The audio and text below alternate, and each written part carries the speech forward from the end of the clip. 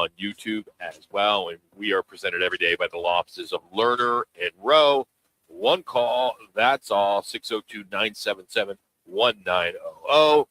And big show, 3 hours. Let's set the table. D-backs are rolling. They walked it off again last night, 2-1 over the Rockies. And here's the kicker. They got 4 hits. Yeah, 4. And they still found a way to win it. 3 in a row, winning with pitching, even when the bats go cold.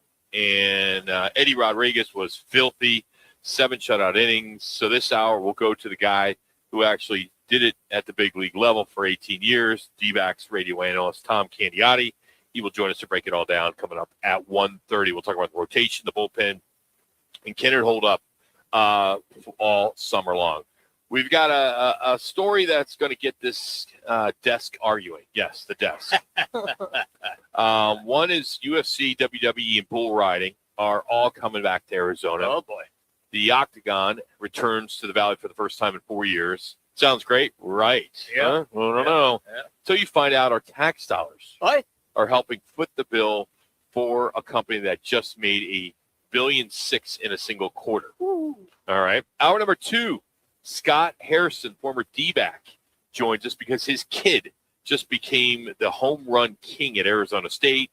And then later that hour, we go to the ice as both number 1 seeds got punched in the mouth in game 1 at the quarterfinal, the conference finals. We'll bring in Scott Peters from ESPN to make sense of Montreal shocking Carolina and Vegas stealing 1 in Colorado. And somewhere there, I'm planting a flag.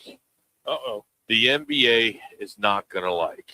Uh-oh. After Caitlin Clark scratch fiasco. And Jimmy B, you're going to come after me. No, I hope you bring it. I always bring it on this godforsaken radio program. And in hour 3, a big argument in sports. The Knicks up 2-0 on Cleveland. And tonight, the changing of the guard in San Antonio, SGA and the Thunder against Wemby and the Spurs. Game 3 series tied at 1.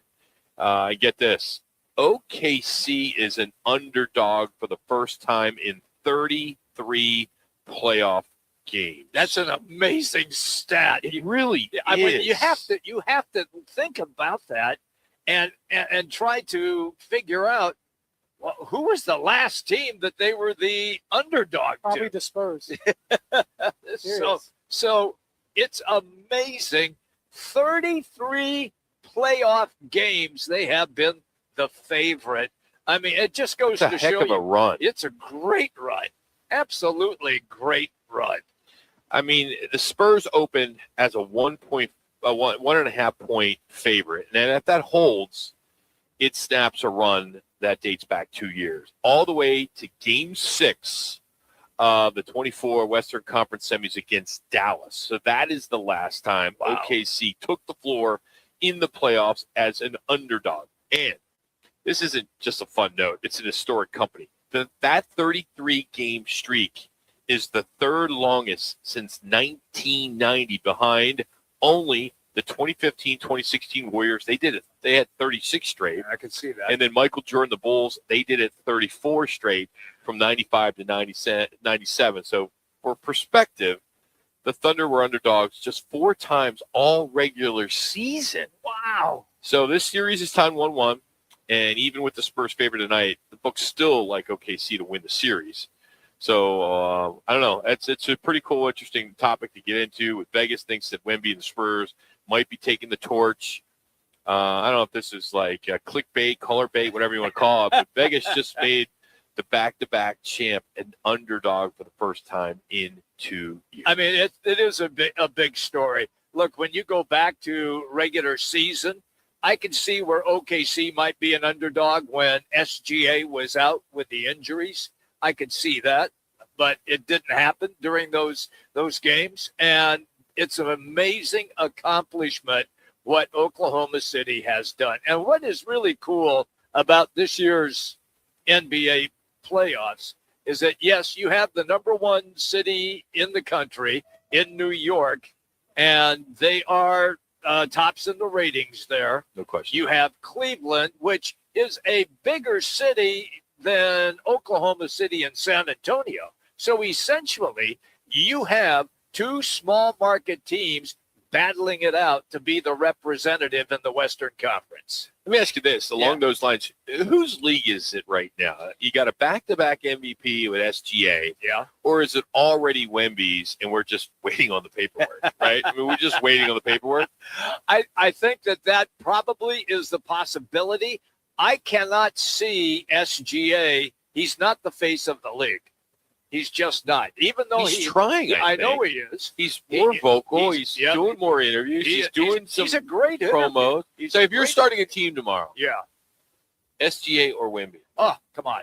Got to go Wemby? God, yeah. Are you drunk or what? That's a question. You can be drunk and ask questions. I think there's some people that may go after an SGA because you look what Michael Jordan did.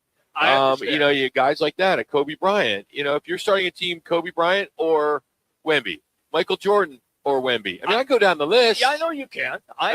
You just clearly go right to Wemby. Damn right. And here is all why. right. So Michael Jordan or Wemby? I'm taking Wemby. Okay. And here is why. Because Wemby does so many things that Jordan can't do. Jordan didn't rebound. Jordan was not a great assist player. Still arguably I know. Player ever played. I understand. I'm not taking anything away from him. Or Bill Russell. I think you're going to go Bill Russell, right? No, Wilt Chamberlain. Okay, yeah. So, but what Wemby brings to the table is in the so-called new NBA. Because when MJ was playing, it was more rough and tumble. You didn't take as many three-pointers as they do today. The center of the lane was clogged up with everybody elbowing and bodying up each other. And so the NBA made changes to that to make the game more free-flowing, which it has worked. But Wemby is just he's got the nickname the Alien, and it's for a reason. And remember, he's only 23. I know, and he's putting up these conference final numbers not seen in roughly, half a century. Yeah. You wonder a guy with that build, how long can he take? That's a good point. Right? I mean, you look at him, and he's so big and skinny, and you wonder. He's spindly. I mean, I'm not going to – he's got a lot more meat than I think of what was Bradley's first name? Oh, Sean Bradley. Sean Bradley. Remember he came out and he thought he was going to be a superstar. Yeah. But who else has the same kind of build? I can go back for a couple of names, but they were never in this type of player. Yeah, I mean, it's another level. I'm just saying just maybe a – Okay, I remember Chuck Nevitt, who was 7'5" out of NC State. You had Manute Bol. Yeah. Remember Manute? So, look, and, of course, his son played a little bit here for the Suns in Bol. The thing that I think will happen with Wembanyama is that he does have a build where they could probably put 20 pounds of muscle on him in the offseason. I could see him looking a lot different. Won't affect him? No, he's too gifted. He's too skilled, and he's too gifted. Yeah. So you look, and then the Knicks up 2-0, 2 wins away from the finals, legit title team. I mean, Brunson, and what about Josh Hart? What he was able to do last night. They beat the they beat the Cavs 109-93. Hart's got a playoff career high there with 26. Brunson, 19, 14 assists. Yep. And if they get there, it's hard to believe this. It's been since 1999. Yeah. 99. And I worry about the Cavs. I mean, I'm rooting for the Cavs, but Donovan Mitchell, his health is in question right now. Well, here's the thing. Correct me if I'm wrong. I know I'm not, but correct me if I'm wrong. Weren't the Cavs down 0-2 to Detroit? Yeah, good point. And then they won 2 straight games on their home court. So I just for the sake of this, this season, the NBA goes to the middle of June, end of June, the final. So I don't want to see a team go 4-0. Yeah. And then sit there for 2 weeks. I'm with you. I want to see basketball all the time, right? Yeah. If we could see basketball all the time, that would be great. Let's just hope that the other series goes the distance too. I mean, we want distance, don't we? I mean, we want. Oh, I want at least 6 games out of each one. At least 6 games. That would be outstanding. Yeah. But that drought for the Knicks has been long, and last night in New York in Madison Square Garden, they were chanting we want Wemby. We want Wemby. I mean, they're ready. I mean, they're just assuming they're going to win this thing, and that's great. I mean, that's fine. I think I would rather see. I would love to see New York and in San Antonio. I think just because we get Wemby, right? Okay, yes. I mean, I think we saw SGA. We saw what he could do, and Yes. Obviously he's outstanding. But I think for us as basketball fans, I think people would rather see the lure of Wemby is because he is 7'4", 7'5", depending on who you talk to, and he is so talented and skilled. Roc, when he pulled up and hit a 28-footer to tie the game on that three-pointer in game one, and I just lost my mind. I could not believe. Look, I've seen LeBron pull up from there. I've seen Larry Bird pull up from there. Look, that's a long shot. Yeah. I mean, you were on the basketball court. You know what it's like when you stand out there. It's 25 feet away. It's not like you're shooting a 10-foot jumper. So, look, he's a freak, and that's great. And I don't think he's going to become the face of the league unless you are correct and San Antonio gets into the final and they win. Then I think all bets are off on Wemby. I think that's a good point. Yeah. All right, coming up, it's our replay rewind. We've got the best finishes and the biggest moments from last night. Of course, Corbin Carroll with the walk-off for the D-backs. You'll hear Torey Lovello's reaction to the win. We'll get into Jalen Brunson and what they did last night. He had a huge bucket at one point. We'll play that. And then Montreal lights the lamp in their 5-2 win. So we'll bring some of that to you next. It's our replay rewind right here on Roc and Manuch with Jimmy B on ESPN Radio Phoenix.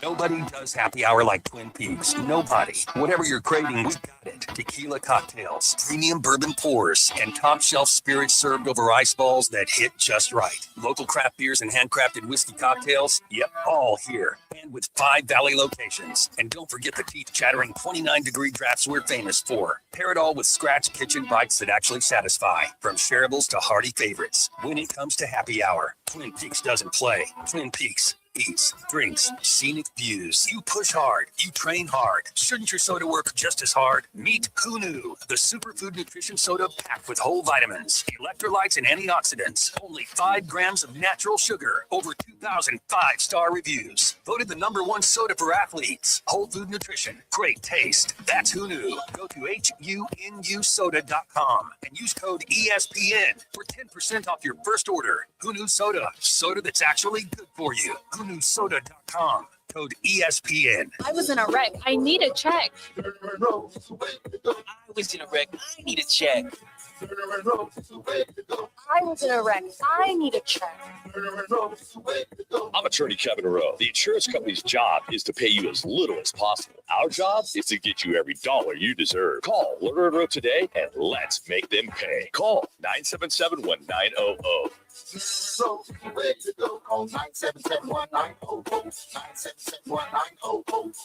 Roc for RightToyota.com. At Right Toyota, they'd like you to get to know them. Their goal is to make buying your next vehicle the kind of experience that earns your recommendation to family and friends. They invite you to use all of their innovative web tools on RightToyota.com. So if you're looking for a new or pre-owned Toyota, head to their interactive website at RightToyota.com. The right price, the right selection, all at RightToyota.com. Let me remind you, Thursdays are where the weekend starts at Twin Peaks Restaurant. Grab an ice-cold Bud Light or a refreshing Michelob Ultra and catch wall-to-wall sports on massive TVs everywhere you look. Big games, cold beer, made from scratch food. Start your weekend early with Bud Light and Michelob Ultra. Thursdays at Twin Peaks. Eats, drinks, and scenic views. Before you fly, take a trip to your local MVD office or authorized third-party provider with your required documents and get the new AZ Travel ID with the Gold Star for your new driver's license or ID. Starting May 2025, this new AZ Travel ID gets you through TSA security checkpoints. It's quick and easy. Think of it as your license to fly. Learn how to get your new ID at aztravelid.com. Sponsored by ADOT in partnership with the Arizona Broadcasters Association and this station.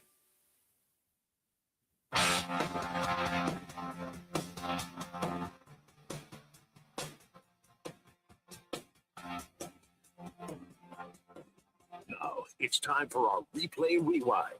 The top sounds of the night and whatever Roc decides to add. Let's get to it in Replay Rewind with Roc and Manuch with Jimmy B on ESPN 620 and on FM at 98.7 HD-2. All right, Tom Candiotti will join us in about 10 minutes. And we will, of course, talk about the D-backs and this nice little run they're on. So first up in our Replay Rewind, as Corby Carroll ends it, it's D-backs get the walk-off moment as he delivers in the clutch, and Chase Field gets to explode. They have a 2-2 now. Swung on, ground ball, base hit into right. Here comes Moreno. He's going to try and score, and Carroll wins it for the Diamondbacks. 2-1 your final. They walk off the Rockies and hang 5. It's 5 straight victories for your Diamondbacks. How about that? D-backs win 5. They'll go at it again tonight and throughout the weekend with the Rockies. Nice little run here. And here's Torey Lovello on the win. This team is very versatile. I think they went into a little bit of their reserve. We got a leadoff hitter on in the last inning, and we pinch bunted. You don't see that a lot. The guys went out there and executed and put it in Corbin Carroll's hands, and they clearly pitched around Marte to get to Corbin, and he went out there and did his thing and won us a game.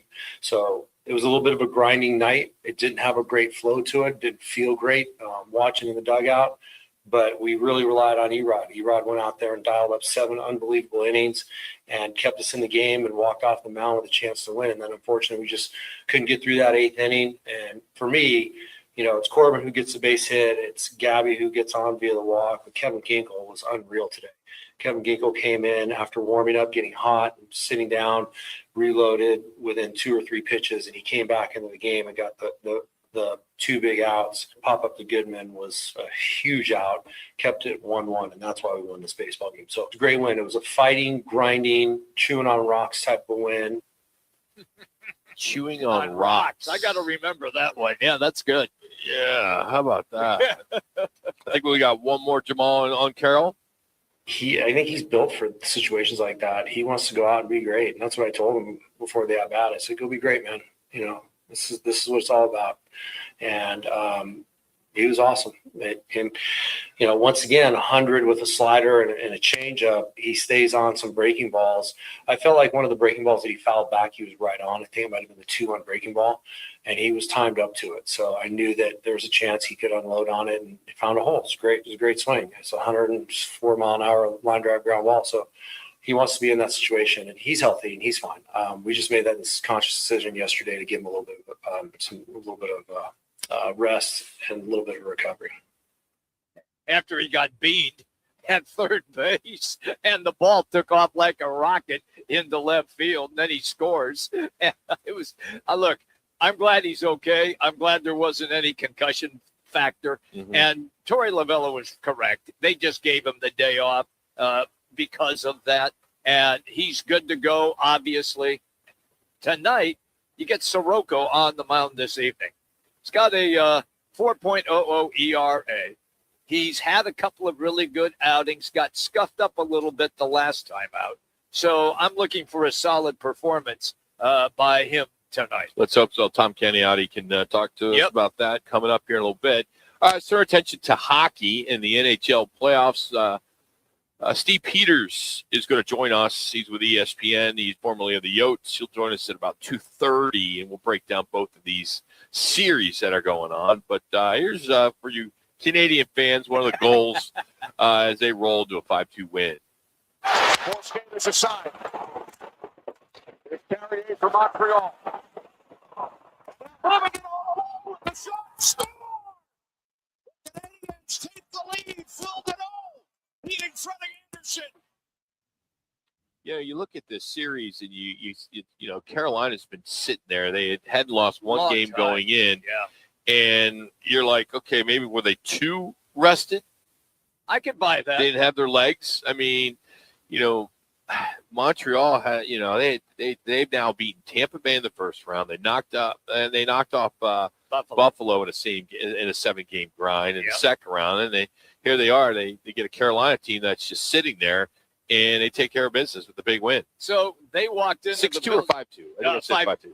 5-2. They walked into the building, Carolina's building, and they were not intimidated at all because they have been in those series, and they won in Buffalo in overtime at Buffalo. So this is not an intimidating situation to that team. I have a feeling that Carolina, because they were undefeated in their first 2 series, they swept both of them, that this is a wake-up call. Mm-hmm. And I think you'll see a different Carolina Hurricane team in Game 2. Doing our learning our replay rewind from last night, some of the highlights over in the NBA. Jalen Brunson, we got to give him some love. Kid's been just a stud. Here's another one of his big-time buckets. He does have 6 assists. Gets inside, drives, slips it with the right hand, and gets to the ball. Brunson now 7 of his 9 points. Yeah, he would go on to have a pretty solid night. 19 points, 14 assists. Yeah. 14 assists. And then Josh Hart, our last clip, playoff career high 26. Knicks have to feel good with the lead. And Jalen Brunson only 2 points. Hart checks the seams and nails the 3. Had all the time in the world. And this is now a conscious decision on the part of the Cavs.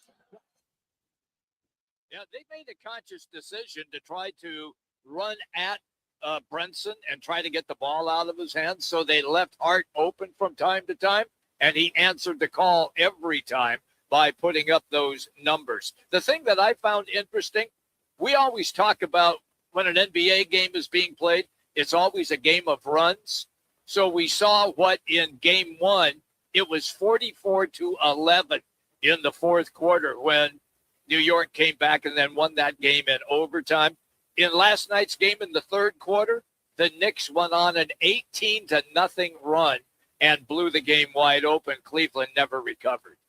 So that is today's replay rewind in a wreck. Need a check? Make one call. That's all. 602-977-1900. And always at learnerinrow.com.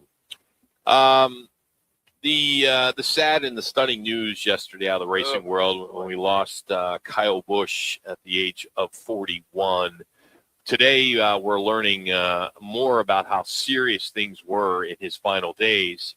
According to 911, a call that was obtained by Associated Press today, Busch experienced shortness of breath, felt like he was overheating. He was coughing up blood before he died.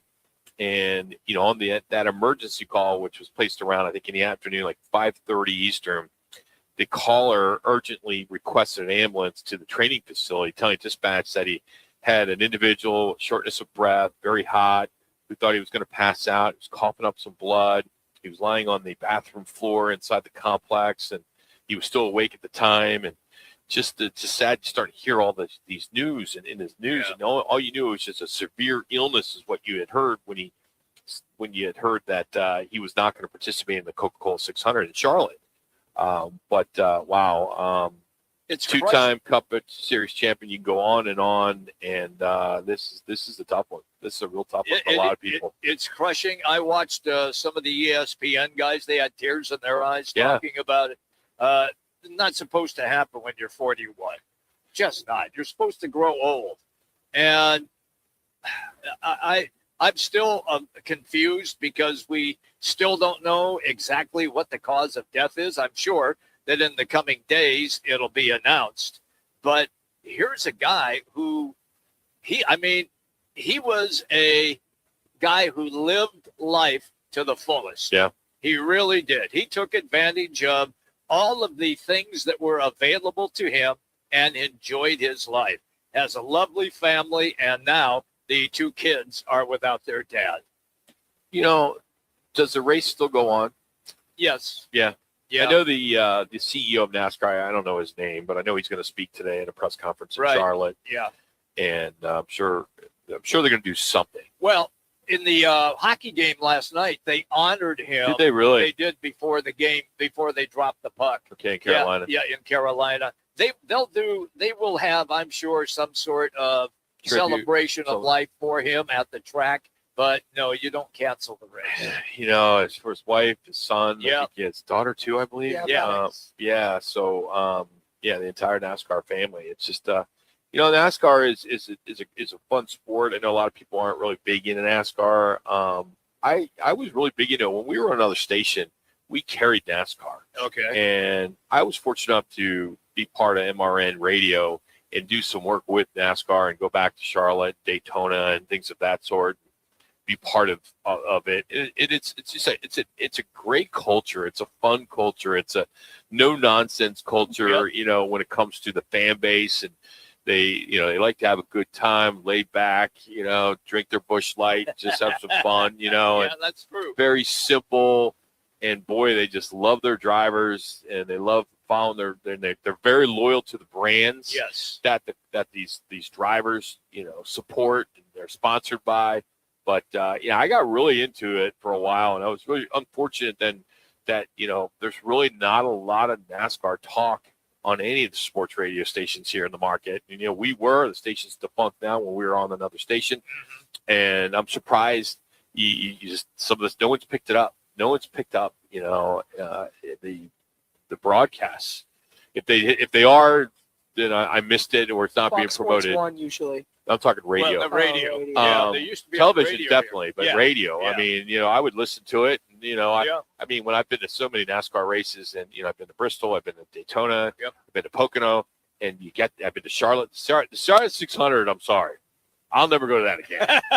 That's a long It's day. so long. That's a long day. So I tough went to get in once. and out of there, Tough. and Yeah. But I'm that guy that gets the headset and wants Yeah. to listen to the drivers and turn the channel. It's just a fun sport. It really is. I wish it would get more play out here. You would think it would, having two races. But we talked about Jimmy, you and Manuch last March when the race was here.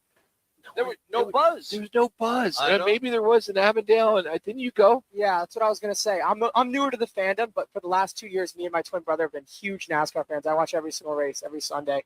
And me, my brother, and a few friends went out with their family, and they do the whole RVing stuff. We where did they that. go forward in a We used to square. broadcast live there. People were, like you said, slamming Busch Lights, and they had the Indy race the same day also. Yes, they did. One of the most fun days I've had in years. It was incredible to watch. Those guys are so talented. The sound of the cars in person cannot be replicated. Right. On The it start. was so much fun. The start of the races are just awesome. And, here we are. It's Memorial Day weekend. It's every Memorial Day weekend, the greatest spectacle in racing, the Brickyard and Indy 500. And not much talk about that either. I think it starts at 9:30 our time on Sunday, and it'll be on Fox. And, it's 33 cars right now. The 4-lap average right now is around 230 miles an hour. It's incredible. I've gone guys to a are couple flying. of Indy's races. You cannot believe how fast those cars are. And there's 9 previous Indy 500 winners in this field this week. But again, it's not getting note. Catherine Legg, is that how you say her name? She qualified 27th to lock her spot. Yes. And she makes history in the race. That's pretty cool. So anyway, Indy 500 this weekend. All right, coming up, we are going to get back into some baseball talk as Tom Candiotti will talk about this D-backs team that's pretty hot. 2-1 over the Rockies last night. Eduardo Rodriguez was filthy. So Tom Candiotti will join us next. We'll talk about some of the starters, the bullpen question marks, and whether the staff has what it takes to hold up over the next couple months. That's straight ahead. But here is Laz with another ESPN 620 Sports Center update.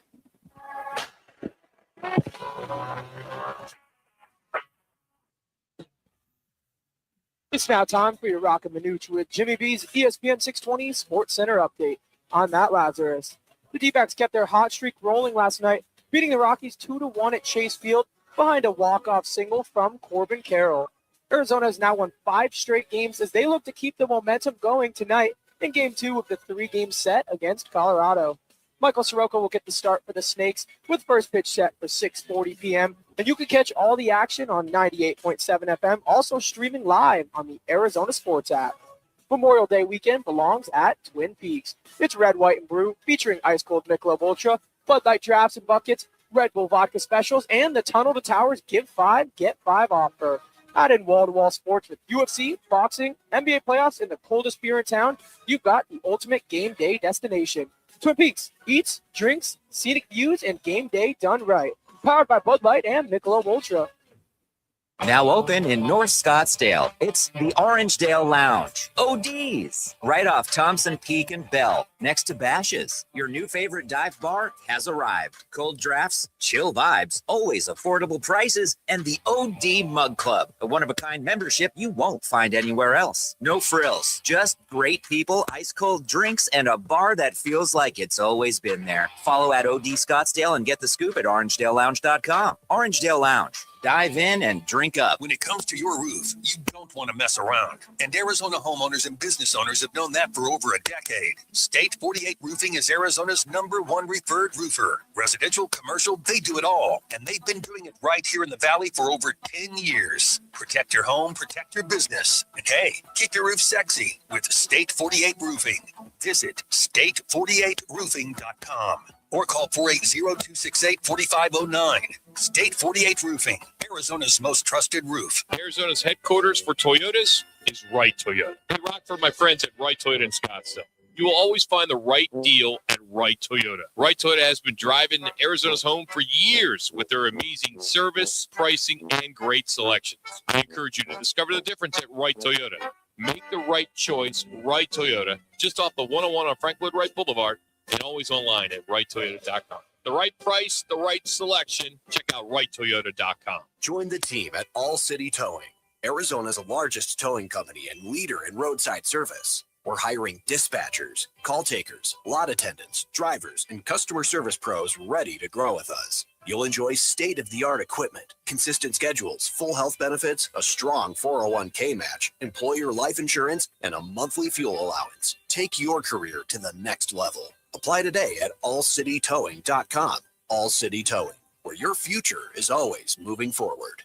Living in the Valley of the Sun means we're always battling the heat on the golf course, at work, or just getting through the day. To stay sharp, you need more than energy. You need hydration. You need Phoenix Hydration Energy, spelled Phoenix, like the city we love. Phoenix gives you clean, natural energy from green tea, plus 3 times the electrolytes of leading sports drinks. No crash, no junk, just pure performance. Grab Phoenix Hydration Energy today at 7-Eleven, Quick Trip, or Circle K. Phoenix Hydration Energy. Rise up.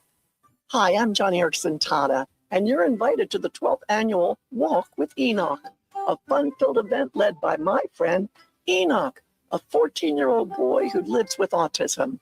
Join us June 27th from 9 to 1 p.m. at the Ability 360 indoor track. You'll help special needs families find rest and renewal at our Johnny and Friends family retreats. Come walk with us. Visit johnnyandfriends.org/walk for details.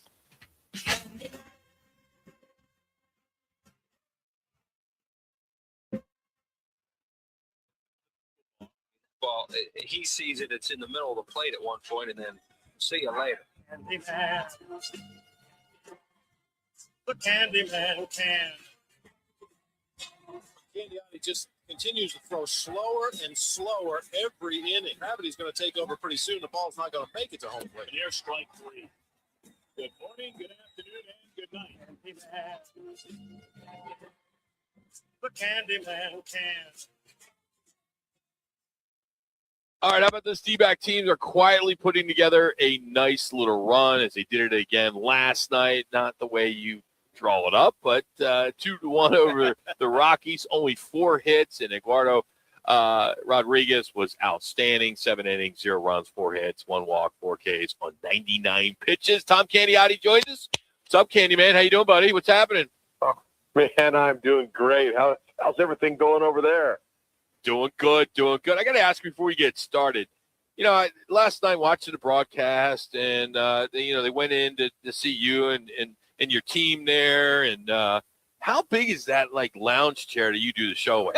I mean, you do the broadcast because it's a big ass chair, and it is, yeah. I noticed it right away, Tom. And I'm like, I knew I had you on the show today, and I'm like, I got to ask him about his chair. Do you have a special chair, or everybody up there's got that same kind of chair? Well, most of the guys have the same kind of chair, but what I did is when Greg Schulte retired, I immediately grabbed his chair. because that was had all the bells and whistles. So I hijacked it from the governor. That is good. I'm glad I asked that because it just stood out, Tom, last night. I'm just like, man, I never noticed how big that chair was. I mean, he's got a big ass chair. It's pretty cool. Anyway, hey, I mean, yes, I hear you. Well, you do. Talk about this pitching staff right now. That's what I did. Brought out the black card. Yeah. Well, you black card, you hit hole-in-ones in the waste management. I see how this goes. But, hey, this has been fun. I mean, this is what we love to see. You take care of San Francisco. Now you're having some success against the Rockies, and then you're going to have San Francisco next week. What do you can you put a finger on it why this pitching staff is having the success they are now, going deeper than they were last month? Oh, man, that is a really tough one to figure out. It really was, because there was a stretch there where every single starting pitcher just didn't have it going. And usually that doesn't happen, right? Usually you got like the 5 pitchers, and all right, there's usually a guy that's struggling, and then usually a guy that's kind of hovering. And usually there's a couple guys that are throwing pretty well. Then it always changes throughout the season. Rarely do you get like all 5 guys like clicking. It just doesn't happen usually. And right now, the Diamondbacks are winning because they're starting pitching. And what it's doing is, by these guys now being not only being effective on the mound, but now they're giving length to Torrey. And if Torrey lets them go, then all of a sudden the guys that are coming in for the bullpen, now they're all rested, and they settle into their roles. So, you got a guy that, okay, you're my 7th inning guy, or you're my 8th inning guy, whatever. And now, because the starters are going longer and going like they should, they're in the roles. When the starters are struggling, now these guys are coming in the 4th inning and the 5th inning, and they have to go multiple innings, and then they don't recover well. So there's so many more benefits to the starting pitchers going deep into the games, and it just really sets the tone for everything. Candy, the question that I have is, everybody now has a solid book. Pretty much, we've played a third of the season on every hitter. Can you explain to the people listening what that entails, how that book takes place, and how the pitching coach and the starting pitcher that day go through it before he goes to the mound? Yeah, I mean, you have your basic, strategy, basically, where you're going to go out there and, all right, these are my strengths, and this is what I'm going to kind of pitch to. And certain guys, when you start developing a history against certain teams, we know, like the Rockies, for instance, they're a very aggressive swinging team. They're not like a lot of accomplished hitters, where they're working the count, they're taking pitches, they're trying to get a good pitch to hit. These guys are basically see the ball, hit the ball. So as your strategy, when you see a team that has a philosophy like that, your first pitch, you're taught to throw first pitch strikes, but you're not going to be over the middle of the plate. You might be off the plate a little bit, or you might be on the edges, and they're going to swing at it for the most part, unless it's just not it's an uncompetitive pitch. But certain teams like that. Certain teams are different. Certain teams like to, make the guy work. They're going to work the pitcher. They're going to try to get in the bullpen. They're going to take pitches. And you have, once you see a team like that, now you're pounding the strike zone early in the count because you want them to swing early. So Tom as Candy it goes on, get more to your question. I'm just kind of prefacing it a little bit. Now Soroka, who's pitching tonight, pitched against the Rockies his last outing. And, he always struggles against left-handed hitters. The Rockies can throw some left-handed hitters at you. And so he's really got to, now that he's had a look at them, he kind of knows what they're doing. Now the cat and mouse game starts. He goes, are they going to have the same kind of philosophy against me last time, or are they going to make an adjustment? So now I got to be ready to make that adjustment if that is. So, but the main thing is pitchers are going to go out there and they're going to pitch to their strengths early on, and then they're going to adjust however, the situation calls. Tom, Erod's obviously just given this rotation real length lately. Big picture on this rotation, who behind Erod do you trust the most right now? Soroka, I really trust. I really like when he takes the mound. And, he is right there along with Merrill Kelly. And Merrill has gotten right back to the Merrill Kelly that we've all seen over the last handful of years that's been so good. It's so reliable. So every time Merrill takes the mound, I always feel the team's going to have a chance to win because he is such a competitor out there. And, he always seems to find a way, now that his mechanical issues are kind of like behind him now. And so, like every one of these guys, I feel good about when they take the mound. I really do. I think the one guy that's trying to figure it out a little bit right now is Gallen. And, in fact, he's a very cerebral guy. And, and he always comes prepared. So it's just a matter of him just executing his pitches. And once he does that, then he'll be just kind of normal again. But he's got to get to that point is all.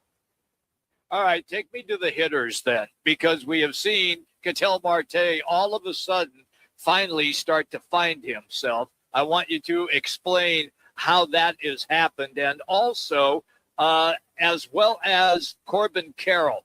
To me, the most exciting play in Major League Baseball is an opportunity for an inside-the-park home run. The second most exciting play is Corbin Carroll with a shot in the gap or down the line, and when he makes that turn at second base, and the helmet goes flying, and he's headed for a triple. The headband. That's it, the headband, everything. Go, Candy, give me that info.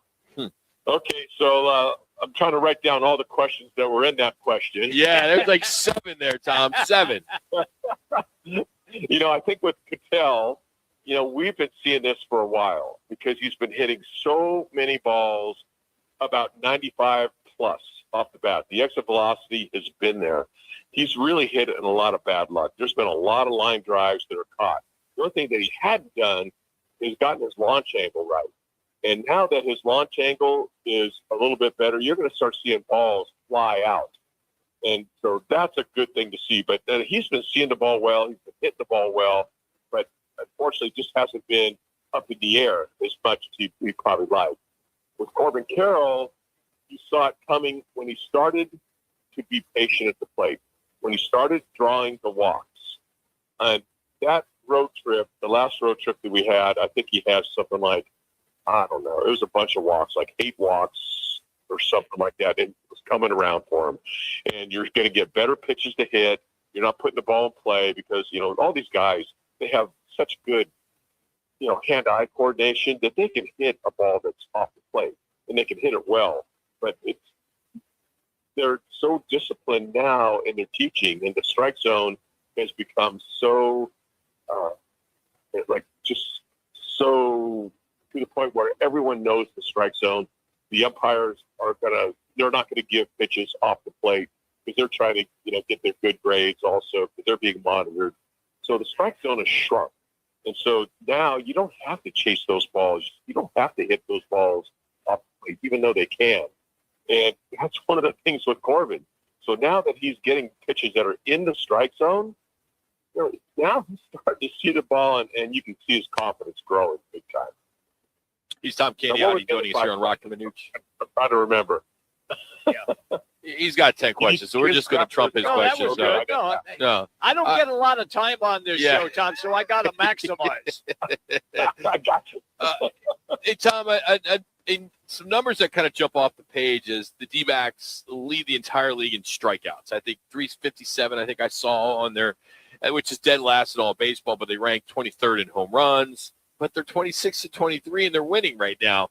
From your chair, that nice chair you have up there, is that sustainable? See, for the offense leading in strikeouts, right? Yeah.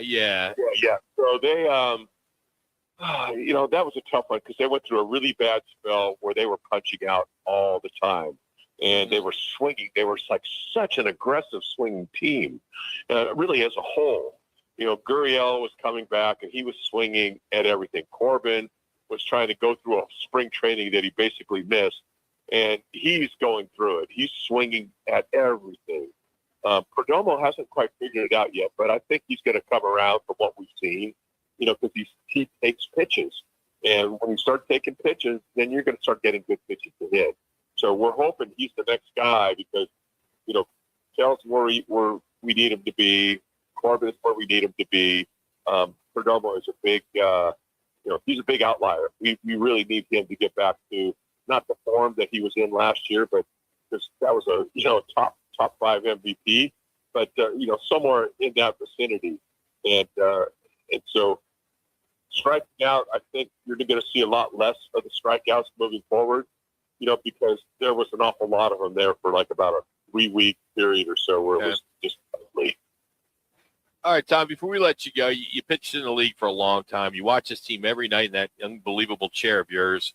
What's the one thing these D-backs, one thing about these D-backs that maybe the casual fan isn't appreciating right now?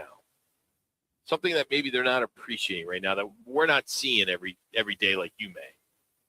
You're starting to see, like, when you look at, let's focus on Ketel Marte for a second. And Troy says this in our little scrum for a little bit, like all the time. And watching his mannerisms, not just how he hits, not just how he plays catch, but did you see the walk he took last night and ran to first base? Yeah. He rose. So he's got this extra step that he's been almost this whole year, where he has now become like such more of a team player, where he's like really like he's turning into a Vargas a little bit, where he's like, do this, do this, everyone high-fiving everybody. His attitude has really changed, and it's gotten contagious on the team. And that, to me, is like really, really good to see. Tom, we always appreciate your time, man. Thanks so much for coming on. We'll be listening tonight. Yep, I'll be thinking of you in my chair. Yeah. That's the color analyst for the D-backs, Tom Candiotti, here on Roc Manuch with Jimmy B on ESPN Radio. Always appreciate him. Coming up, Fox is paying one person $50,000 to watch every World Cup game this summer. All 104 of them. Dream job, right? Well, until you hear where they make you do it, we'll tell you that straight ahead. It's Roc and Manuch with Jimmy B from Wright Toyota. When it's game time in the Valley, you know what time it is. It's Twin Peaks time. Head to Twin Peaks with 5 Valley locations and massive screens everywhere you look. From basketball, baseball, to hockey, fights, and more, there's no better place to catch every play and all the action. Bud Light is a proud partner of sports fans everywhere. Twin Peaks, eats, drinks, scenic views. When hot is not an option, Stay Cool delivers. From patios to warehouses, shops to summer events, Stay Cool's Slim Cool Elite and Cool Cube mobile air coolers deliver more air for less money. They're rust-free and backed by more than 40 years of experience keeping you cool. Available now online at Home Depot, Lowe's, and Tractor Supply. Shipped to the store or right to your door. Visit staycool-products.com. Slim Cool Elite and Cool Cube. Get yours today with free shipping and beat the heat. Hey listeners, how do you help first responders and their families when they need help? Well, you can come to a benefit concert party at Kierland Golf Course in the Marshalls Pavilion. Friday night, May 8th, 80s cover band Rock Lobster. They tear it up in the AZ band scene. Food, drinks, and fun for great cause. The 100 Club of Arizona has been assisting public safety members since 1968 with the line of duty death, mental health, safety equipment, and scholarship for family members. Go to 100club.org. That's 100club.org events page. Celebrate Memorial Day weekend at Uinta Golf by Worldwide Golf. Don't miss incredible deals like 50% bonus trade-in on all new inline golf clubs. Buy 2 dozen Strixon golf balls and get 1 dozen free. And all clearance apparel now 20% off. Shop us in-store or online at worldwidegolf.com. Trusted by golfers since 1971. And home tip at 90-day 100% satisfaction guaranteed. Uinta Golf by Worldwide Golf. Get there. Hey, Arizona State football fans. London is calling. The Sun Devils are headed across the pond to face Kansas in the inaugural Union Jack Classic, September 19th at Wembley Stadium. It's the first college football game ever played there, and you should be part of it. For tickets, hospitality, and travel packages, visit UnionJackClassic.com or contact the Sun Devil ticket office. Join Coach Dillingham, Sparky, and the Sun Devils in London. Forks up. When I grow up, I want to be a ballerina. Because dancing makes me happy. I get to entertain people, and nothing makes me feel more like me. PI, a defect of the immune system, affects millions of children. Early and accurate diagnosis and treatment give children like Olivia a chance to achieve their dreams. It takes a great team to put on a show. It also takes a great team of caring people to keep a dream alive. And now my dreams are coming true. For more information, visit the Jeffrey Modell Foundation at info4pi.org.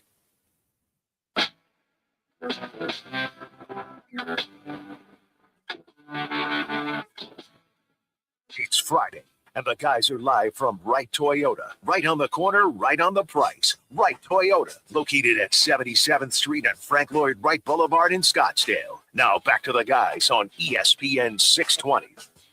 All right, a little football at 50. Different kind of football. Here's your dream job or your worst nightmare. You decide. Fox Sports is hiring one fan to watch all 104 World Cup matches this summer and paying them $50,000 to do it. Sounds amazing. Except they're putting you in a glass cube in the middle of Times Square on display for tourists, like you're at the zoo.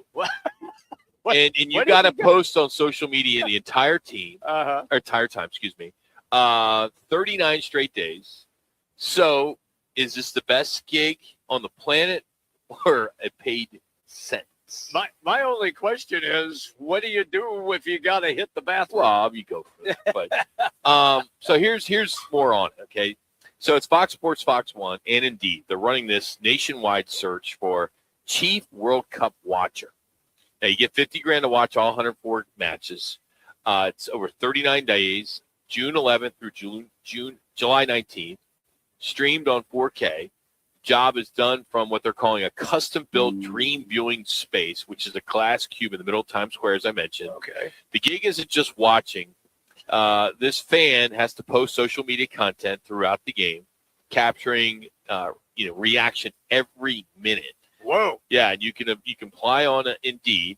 And the honest backstory worth knowing is it's really a launch and a fan engagement campaign for Fox One streaming device. This is what their new service, right? I got you. But here's the math: $50,000 for 104 games is about $480 a game, but it's 39 straight days in a glass box with everyone watching you, and you have to be on social media. I don't know if I could do it. I know I could. Not for $50,000. That's a lot of money. Don't get me wrong. I mean, that's a ton of money. But I mean, you got to be. I mean, that's a soccer fan's fantasy. I'm sure. I mean, to work for FIFA or not work for, but be part of the World Cup.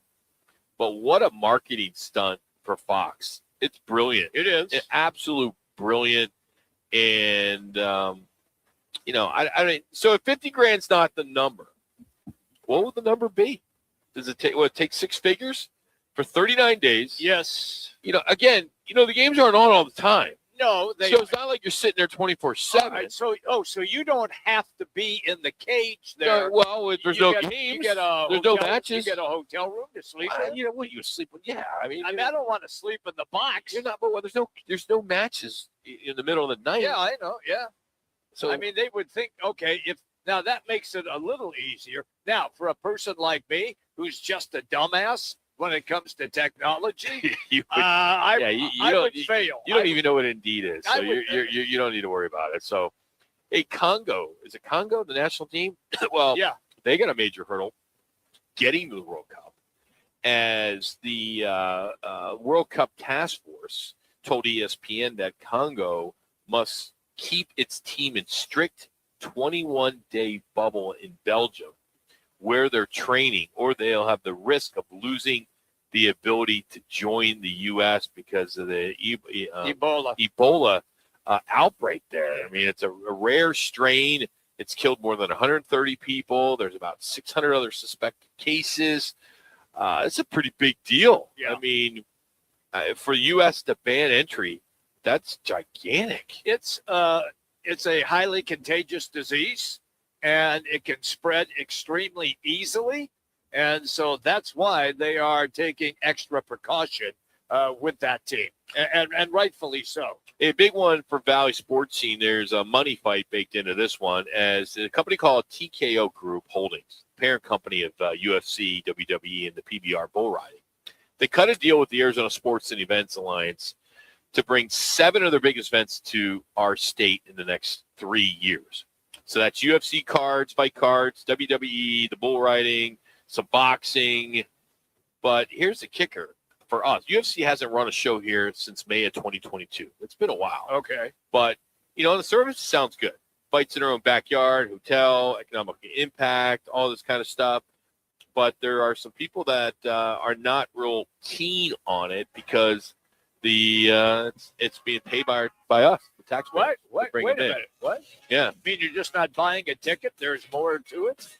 No, there's the state and the cities are essentially paying TKO to show up. Wow. And TKO just posted $1.6 billion in revenue in a single quarter. $1.6 billion. Wow. So I guess the question to ponder as we go to break, is this smart business for the Valley? Or are we cutting checks to billion-dollar companies that don't need our help to have UFC here? I'm not a big UFC fan, so whatever. Hey, this is great coming up. His grandfather broke the color barrier with the White Sox. His brother's got a World Series ring, Jerry Hairston Jr. He comes on our show quite a bit. Yep. His son just smashed Arizona State's all-time home run record. He's a former Diamondback. He's going to join us next. Scott Hairston's going to join us. So we're going to talk about his son Landon, who is just tearing apart college baseball. That's next on Roc and Manuch and Jimmy B. Hey, it's Paul Calvisi with Matt Dagus from Bright Wealth Management. And Matt, a lot of people expect their taxes to go down in retirement, sure, but that's not always the case. It's not. And for most people, it's the opposite. Every dollar coming out of a 401k or an IRA is taxed at ordinary income.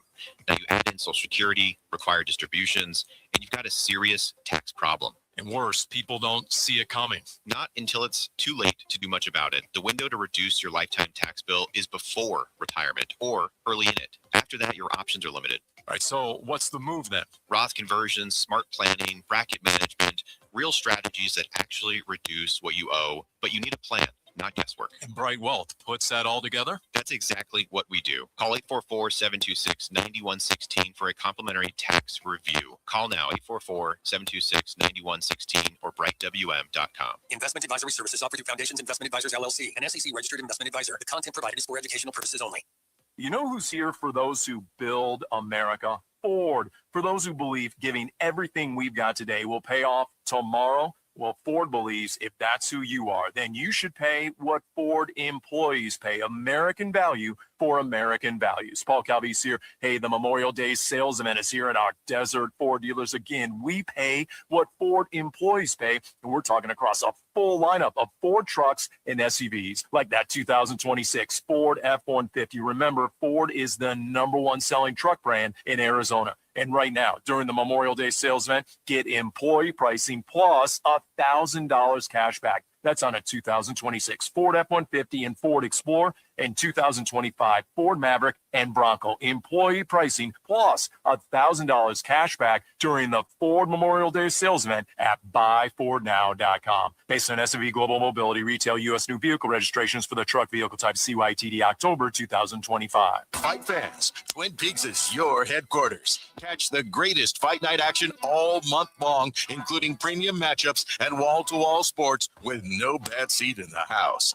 Grab made-from-scratch food, scenic views, and ice-cold beverages served at 29 degrees while every punch, takedown, and main event plays across the lodge. Don't watch the fight at homes. Watch them at Twin Peaks, where the energy feels like fight night. Twin Peaks eats, drinks, scenic views. The best defense is a good offense at Studs Against Bugs. Our Tri-Guard technology attacks pests at the source and keeps a barrier around your home year-round. Scorpions, shut down. Ants, pinched. Spiders, game over. Right now, new customers get their first treatment for just $99, a $229 value. No contracts. Call or text 480-670-4529. Or visit studsagainstbugs.com. Studs Against Bugs, defending the valley one home at a time. KTAR AM Phoenix, Arizona's home for the worldwide leader in sports, is ESPN 620.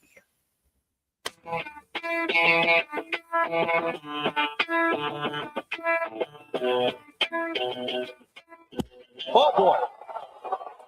Deep right. Good play, home run. Number 28.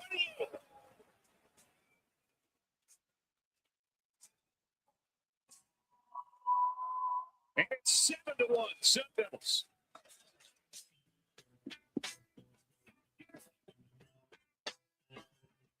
All right, everybody, welcome back in.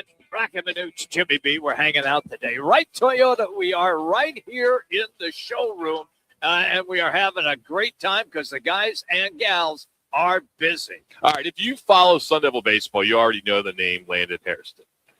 They're calling him the Harry Bonds. Wow. And last night, the kid crowned himself as the new home run king of Arizona State, breaking the single season record with 28. He's the brand new Big 12 Player of the Year. ASU plays for a spot in the conference final tonight. And they're joining us now, former Diamondback and a friend of the program, I think, and his brother comes on quite a bit. Scott Hairston joins us now. What up, Scott? How you doing, buddy? Hey, doing great. Good to be on your show. It's been a while. I know. It's like your brother's like, we helped get him on, on radio and television. Now he's big time in Spectrum, and he's just. I'm surprised we get him once in a while, but it's he likes coming on, which is great. And then I thank you for that because I believe you introduced me to your brother a long time ago. So, but enough about Jerry. This is about you and It's about Landon. All right, your son just breaks the record last night, and he literally crowned himself. Rounding the bases. So where were you when it left the bat, and what was that moment for you as his dad? Yeah, we were sitting a couple of rows up from the dugout, and I was sitting with my wife and my parents and my other son Dallas, and Jerry was there with his son Jackson, and it was a great moment for the family. Once he made contact, if it was high enough, I knew it was gone, and I can tell by his reaction. I looked back at him, and he usually knows when it's gone. So we just I put my arms up in the air and high-fived my family, hugged my wife. Great moment. It was a great moment, man. And I'm just so happy that he's doing it close to home. And it's just been an amazing year for him. For you played so many years all over the country. What is it like to be able to watch him, 20, 30 minutes, from where you live? That's got to be a treat to be able to watch your son play. It definitely is. And I was talking to my wife last night, and of course she's from Arizona, grew up a big ASU fan. And so, it's been very special for her and for us as Landon's parents to be able to just drive down the road, 40-minute drive just about to the stadium and to witness in person what he's doing. And he's having a historical season. This has been awesome and very, very proud as a dad. And he's worked so hard for all that he's accomplished so far. So it's really a blessing to be here and to watch him and not only our immediate family, but friends that he went to high school with, and their parents are coming out. And so everybody is being able to watch and support him, which is fantastic. Scott, I'm real curious about when the light went on as a dad, where you thought your boy was going to be pretty good. And secondly, when did you think he was going to be a prolific home run hitter?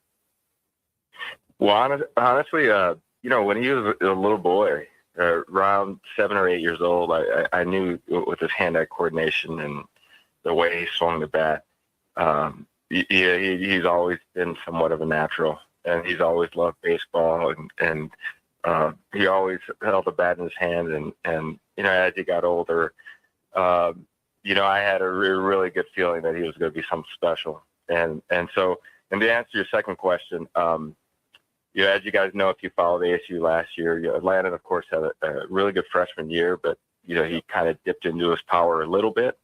So you got a little glimpse.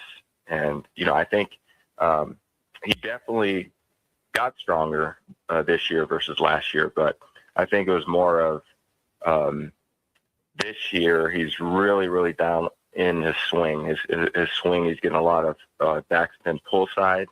That's something that he's worked hard on.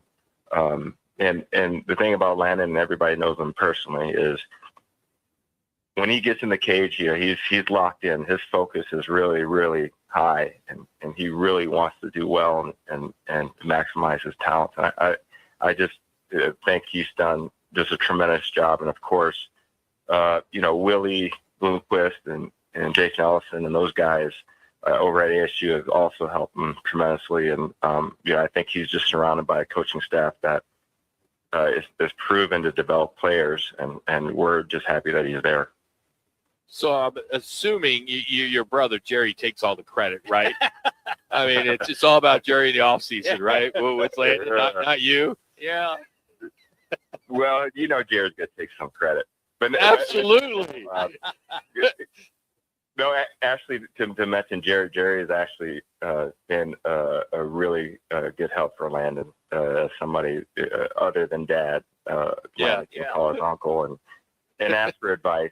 So on a serious note, Jerry needs to take credit for part of Landon's success, and we know that with Jerry's experience and of course experience around baseball and things like that, it gives Landon another avenue of support and a person that he can really lay into and for advice and all that stuff on and off the field. All right. We all know as they get older, things change. Sometimes they change dramatically. So, Scott, does he still listen to you, or is he locked into everybody else except his dad? Well, you know what? He does.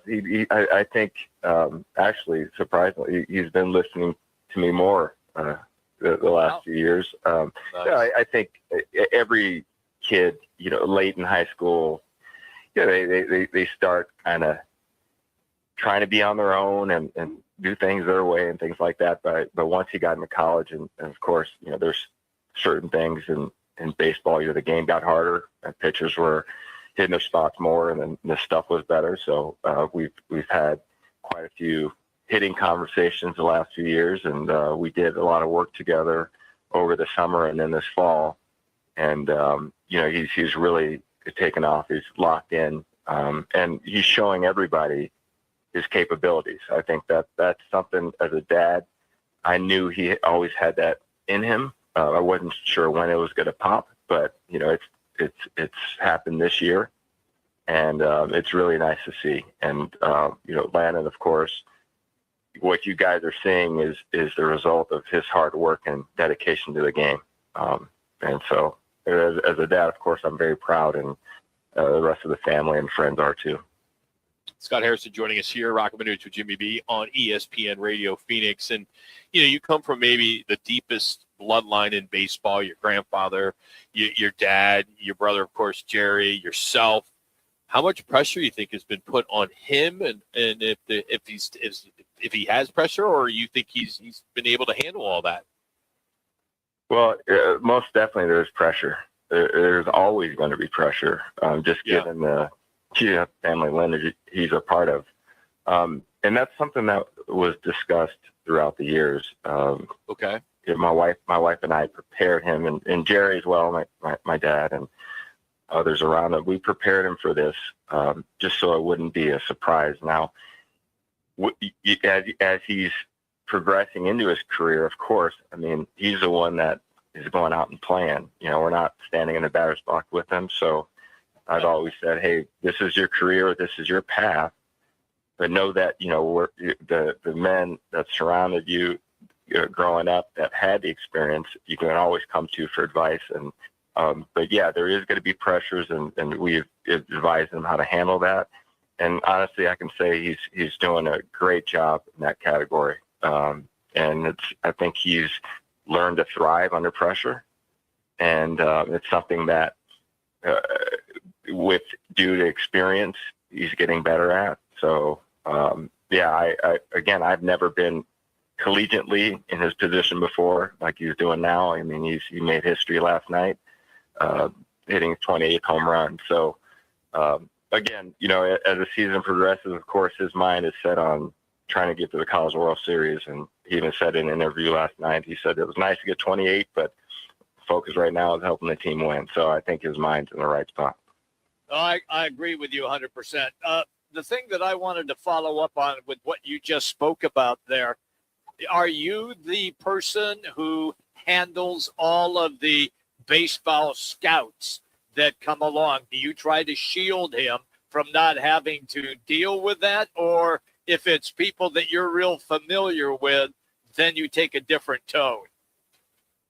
Well, it's not that. I again, task at hand. I always told Landon, just be present.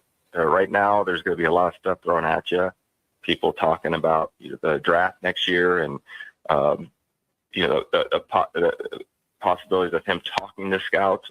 Well, it's like I said before, we've kind of prepared him for that. He's 20 years old. He's a grown man. So as a dad, I still advise him, but I think this far along into his career, he's become comfortable with having those conversations. So again, he has a good head on his shoulders, and I think he's doing a good job with that. Scott, I saw a quote from Coach Willie Bloomquist. He said something kind of interesting. He said that Landon's not a home run hitter. He's just a flat-out pure hitter that happens to hit home runs. As someone who you know his swing better than anyone, do you agree with that, Reed? I would agree. Yes. Okay. I think as a hitter of his caliber, of course, he's getting a lot of attention nationally with his home runs and things like that. But he's a hitter first, and I've always preached that to him. Be a hitter first. Power is always going to come. A couple of years previous, I think he knew he had it in him to hit for power eventually. But I said, hey, be a hitter first, high on base percentage, batting average, and things like that. Well, as it stands right now, he's still batting over 420 with on base percentage, I think, north of 525. So, wow. I think, with that said, when scouts look at him, they see that pure hitter with the capability of hitting for power, which, it's just, icing on the cake. So, as I said, from a dad standpoint, of course, I'm proud of him and I know how hard he's worked. And part of me, of course, when I watch baseball, and I can't help but scout myself, right? Yeah. And what I've seen in Landon from last year to this year is so much growth with his plate discipline, his swing decisions, his ability to take the ball the other way with 2 strikes and not chase so much power, and to kind of pull in the reins a little bit when he does have the swing get a little too big and too long. I can tell when he makes that adjustment mid at bat. And to me, I feel that it's just going to get better and better for him as the years go by. Got another minute or two with Scott Hairston here on ESPN Radio Phoenix. Now, Scott, I believe there was a 10-game stretch where in the spring where the homers kind of dried up a little bit. And I know people were probably on him a little bit, the record and all that kind of stuff. Did you kind of stay out of it, or was the phone ringing? I stayed out of it. Okay. Cool. I completely stay out of it because I knew that if I were to say something to him regarding the home runs, that would just add on to what he was already thinking. The only thing I said to him is, hey, just continue to have good at-bats. Just go up there and have good at-bats, good quality ABs, help your team win. And of course, I advised him, I think before the Houston series, just underneath the ball, line drive, high tee, sent him a text, and he said, okay, got it. And he went off, did his work. And, again, look, as a dad, I advise him at times, but he's the one that puts in the work. He's in there, and I give him so much credit for that. I think he's done an excellent job. It's not easy, again, being in a situation where the media is saying, oh, well, he's stuck at 25 home runs the last 3 weeks and things like that. Of course, he's probably gotten several interviews in that 2-week span of when he's going to hit 26. But again, I don't know what his batting average was those 2 weeks, but I believe it was still over 400. So yeah, when not hitting for power, he can still get his hits, and that's what Willie was saying in that interview last night. Scott, so last one, when you look at this program, they're having their best season in years. They're in the thick of it in the Big 12 tournament. Just a quick little your scouting report on this team as a whole and how far they could go in the tournament. Yeah, I really, really like how the team is firing right now. I think, of course, offensively, we made our mark in college baseball. Our lineup, top to bottom, is one of the best in the country. I think our starting pitching is coming along, and I believe Cole Carlone's pitching tonight. Hopefully, and Cole, when he's on, he's one of the best pitchers in the country. I think our back end of the bullpen is getting stronger, and I really think defensively too, we're one of the best. Not too many people have talked about our ability to play good defense, but I think that's kept us in games quite a bit. So I feel confident. I mean, I think this team has really, really good team chemistry. I can see it. It's evident. The guys support each other, and we have a couple older guys on the team that, with some experience. So that helps the younger guys. So again, and I believe in the coaching staff. The coaching staff knows how to handle situations like this because of their experience in professional baseball. I think Willie and Jason Ellison and Jeremy Ricardo are going to say the right things to their players to prepare them and to work the right way to get to Omaha. So that's the ultimate goal. Scott, appreciate you coming on. Do me a favor when you see Jerry, tell him that you came on the show and that for coming on, I'm taking you to Pebble for a round of golf. I just want to see what his reaction is going to be. I think you know the history of that bet. Yes, of course. I'm going to see him tonight, so I'll be sure to tell him that. Yeah, tell him that Roc said that he's flying me on a little private jet. We're gonna head over to and play a round of golf over at Pebble. All right, just okay. Yeah, I'll try to use my poker face. Yeah. Yeah, exactly. See his reaction. Hey, congratulations and continued success here, and hopefully we catch up with you here in the summer. So this is good. Thanks for jumping on with us. Absolutely. Thanks for having me. Thank you. Thanks, Scott. That's Scott Hairston, former D-back, of course, and his son Landon is just tearing it up for Arizona State baseball, and absolute stud. Yep. And as I mentioned, I mean his dad, his grandfather. I mean, it's just a great story and great people, just great family. So good stuff. Appreciate his time. All right, here's how you embarrass yourself when you're begging the sports world to take you seriously. The WNBA's Indiana Fever scratched Caitlin Clark. The only reason most of those fans even show up less than 2 hours before tip, she wasn't even on the injury report. The coach says she was healthy. The reporters say it's load management. The league said they had an issue, an official warning. This is the league that wants NBA money, wants NBA respect, but they can't figure it out. We're going to dive into that next, and then we're going to talk some puck with Coach Peters at 2:30. It's Roc and Manuch with Jimmy B out here at Wright Toyota. Let me remind you, Thursdays are where the weekend starts at Twin Peaks Restaurant. Grab an ice-cold Bud Light or a refreshing Michelob Ultra and catch wall-to-wall sports on massive TVs everywhere you look. Big games, cold beer, made from scratch food. Start your weekend early with Bud Light and Michelob Ultra. Thursdays at Twin Peaks. Eats, drinks, and scenic views. Celebrate Memorial Day weekend at Uinta Golf by Worldwide Golf. Don't miss incredible deals like 50% bonus trade-in on all new inline golf clubs. Buy 2 dozen Strixon golf balls and get 1 dozen free. And all clearance apparel now 20% off. Shop us in-store or online at worldwidegolf.com. Trusted by golfers since 1971 and home to the 90-day 100% satisfaction guarantee. Uinta Golf by Worldwide Golf. Get there. Phoenix, if you need a plumber, call the team that does it the right way. Victory Plumbing Arizona. It's particular plumbing for particular people with upfront pricing before the work starts. So there's no surprises when the job's done. And here's a deal just for listeners. Tell them you heard Victory Plumbing on Roc and Manuch with Jimmy B, and they'll waive the service charge. For leaks, clogs, water heaters, or anything plumbing, book today at victoryplummingarizona.com. ROC number 268603. I was in a wreck. I need a check. I was in a wreck. I need a check. I was in a wreck. I need a check. I'm Kevin Rowe from Lerner & Rowe, and we've been serving Arizonans for 20 years. Make the best choice after an accident. Call 977-1900. That's 977-1900. Lerner and Rose, it's the way to go. On 977-1900, 977-1900.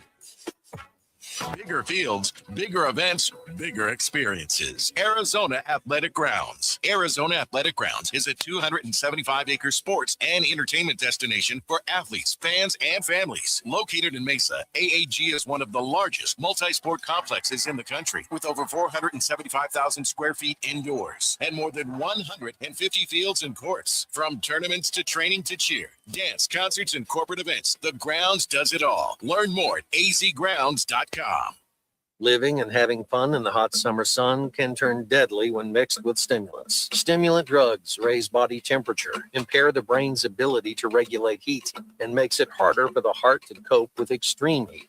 Studies show 1 in 5 heat-related deaths have involved meth, a stimulant that overheats the body, putting users at higher risk. Be aware and stay safe. Meth and heat is a deadly mix. Visit thenewmeth.com. Sponsored by the Substance Awareness Coalition Leaders of Arizona.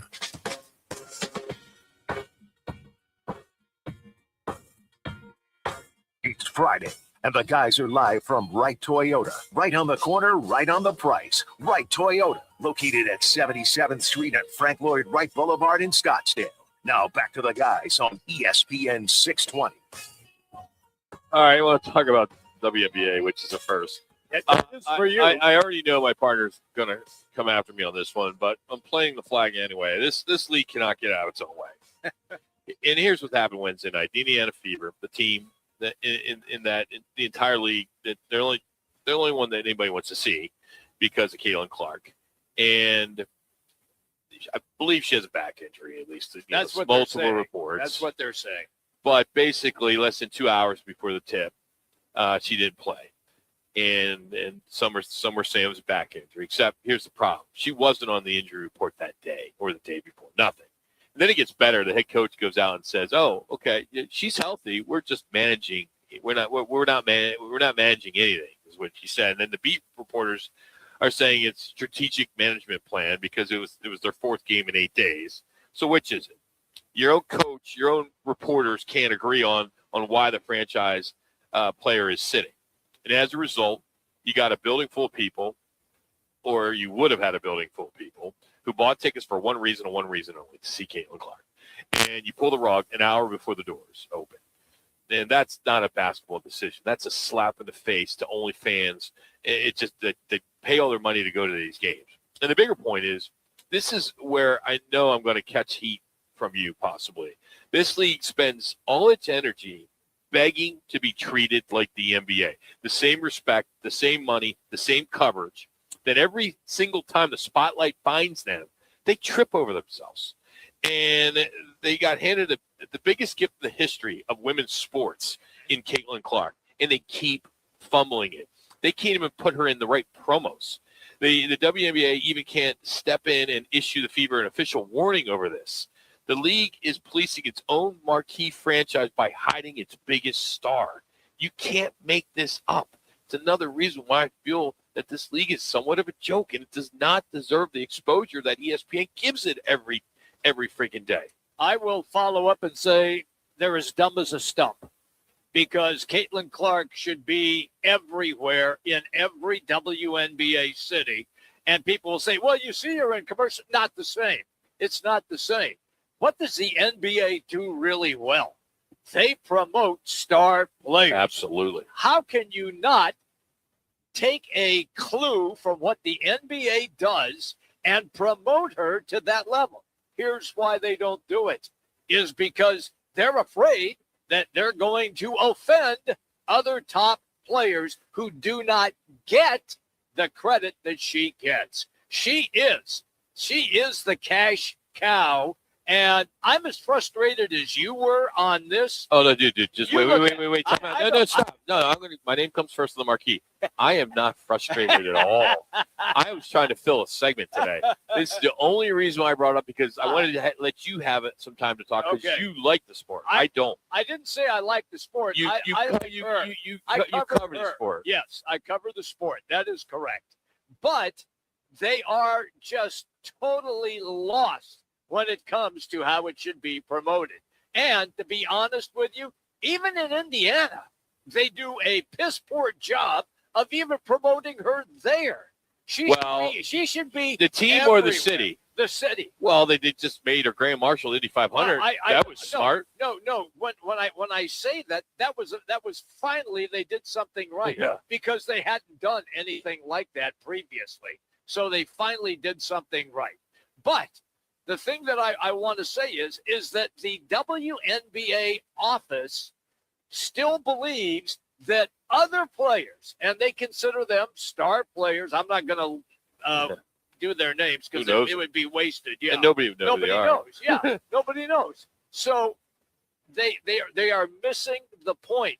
And she got you private jets to fly on. She got you more money in the millions of dollars, and you continue to disrespect her like she's just a B-League player, and that really frustrates me. Now, where I will differ with you when you say that it's a league that only cares about Caitlin Clark, I do believe in other cities that those teams that are there have done real well. Promoting their own team.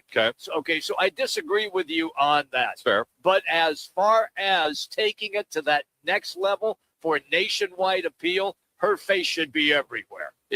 There was some discrepancy over the last week of who the league was promoting on their social media. Yeah. Where she wasn't even in the pictures with the teams that were playing, and one was Indiana. And I'm like, how do you not go with your best foot forward, right? It just makes no sense. It's laughable. It is. All right, enough of that. We gave it its time. Hey. That was a good 4 minutes of WNBA talk for you. Jimmy P. Yeah, I'm gonna have a good weekend. All right, we're in the conference finals for the NHL, and there's some juicy storylines as both top seeds just dropped game one at home. We're going to catch up with ESPN. Steve Peters, formerly with the Coyotes, he will join us next to talk about the NHL Conference Finals. But here's Laz with another ESPN 620 Sports Center update.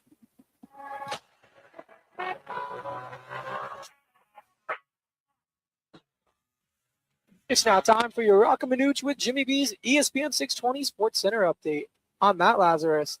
The D-backs kept their hot streak rolling last night, beating the Rockies 2-1 at Chase Field behind a walk-off single from Corbin Carroll. Arizona has now won 5 straight games as they look to keep the momentum going tonight in Game 2 of the 3-game set against Colorado. Michael Soroka gets the start for the Snakes with first pitch set for 6:40 p.m. You can catch all the action on 98.7 FM, also streaming live on the Arizona Sports app.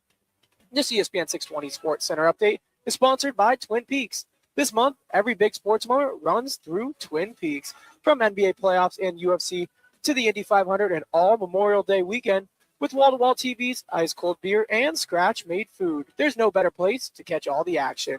Powered by Bud Light and Michelob Ultra, Twin Peaks, where the beer is cold, the views are scenic, and game day is always bigger.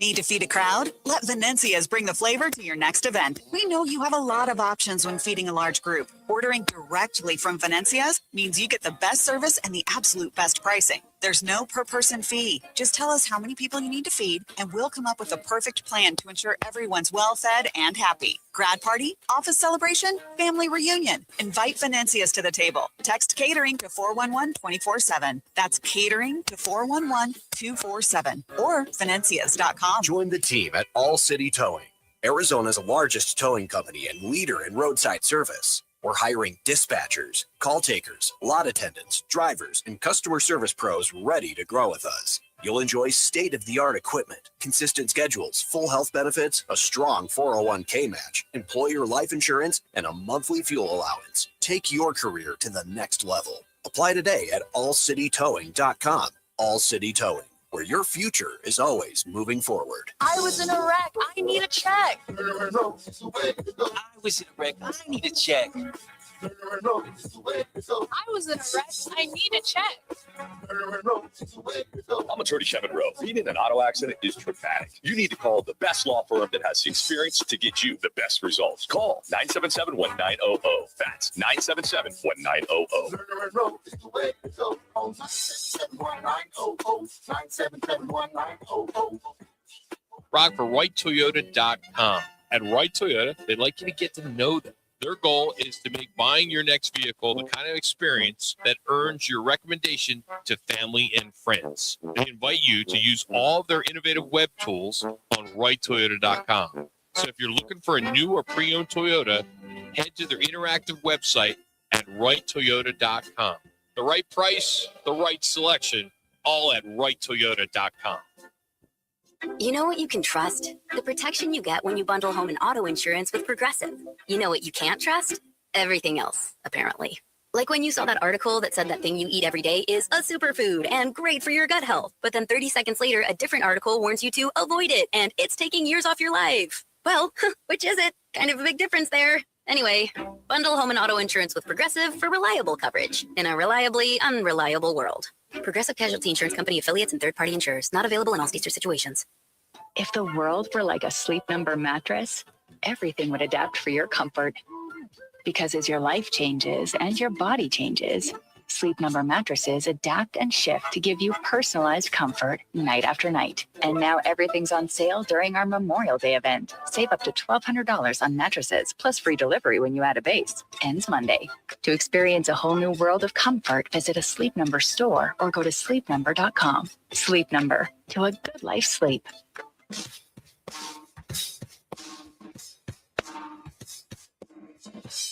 Ils n'ont pas fait 12 entraînements, mais ils ont fait 20 séances de vidéo par contre. Et le bon travail de Texier là, qui vient presser devant la ligne du français sur la glace. Le lancer et le but. Quel est Texier. Le 3 qui pousse à 1 avec le plus tricolore des tricolores. It's always better in French. It is. Right? You got like Yeah. French call. I don't know what he said, who it was, anything like that, but I think our next guest may. Steve Peters, ESPN, and formerly of the Yotes, joins us now on the Right to the Guest line to talk some puck.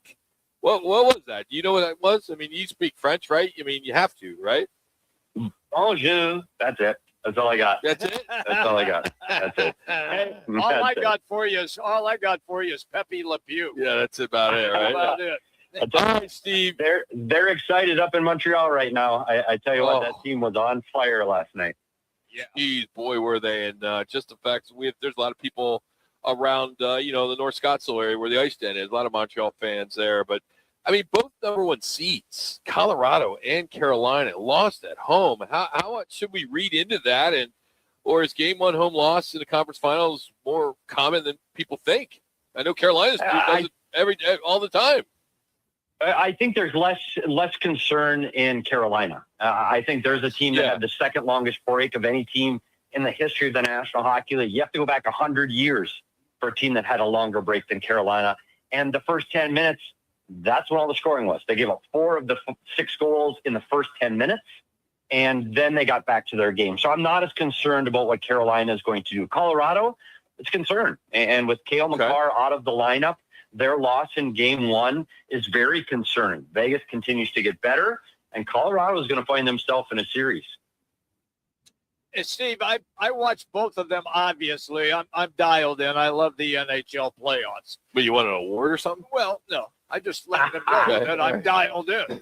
So Great. All right. Hey, I played floor hockey when I was a little kid.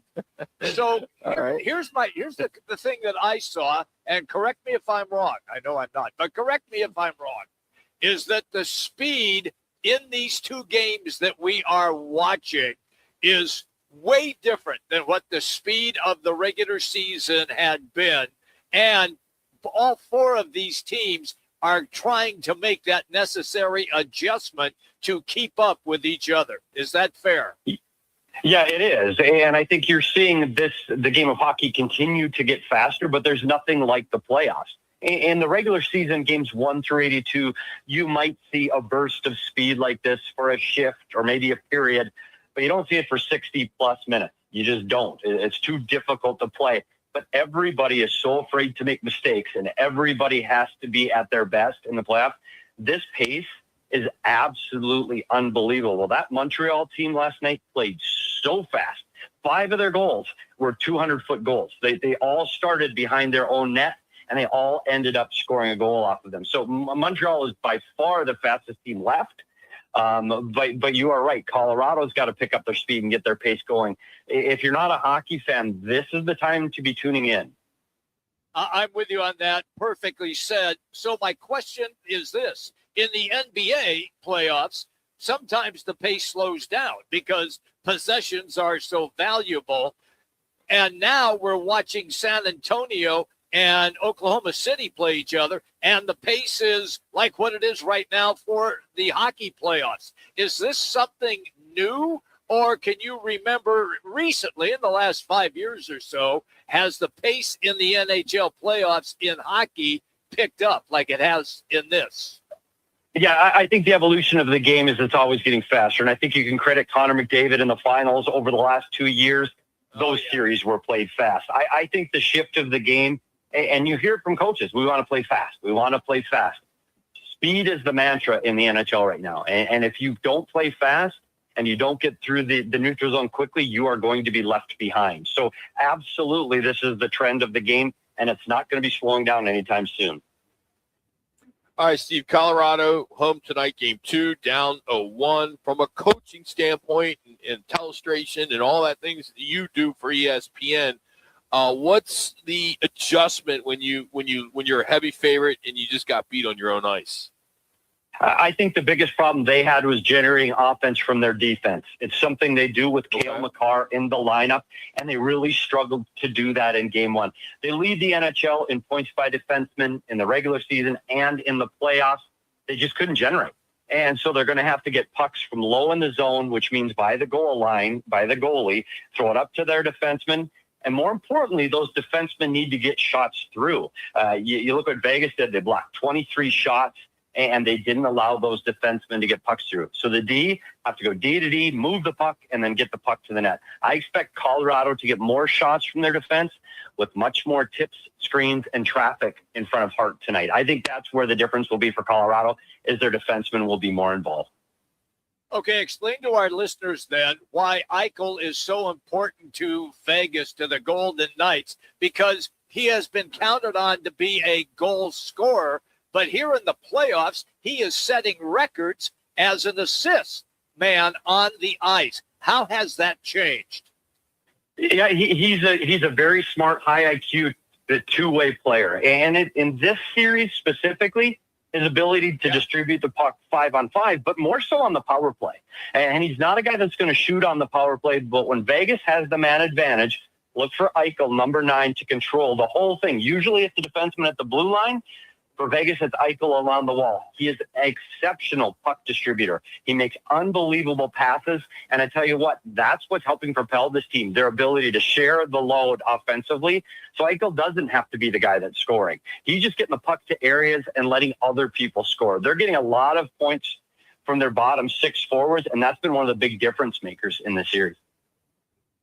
All right, Coach. Goaltending always decides these series, these long series. Of the 4 teams, who is the best goalie of the 4? Right now, it's Dobish in Montreal. Like he's the one that helped them beat Buffalo. He was by far the best player in that series. I think he showed it again in Game 1 against Carolina. I look at what happened in the Vegas series. Hart was great. Hart was really good. He was the MVP of Game 1. I do worry about his consistency and his ability to do that over a long series. Hasn't played a lot of games.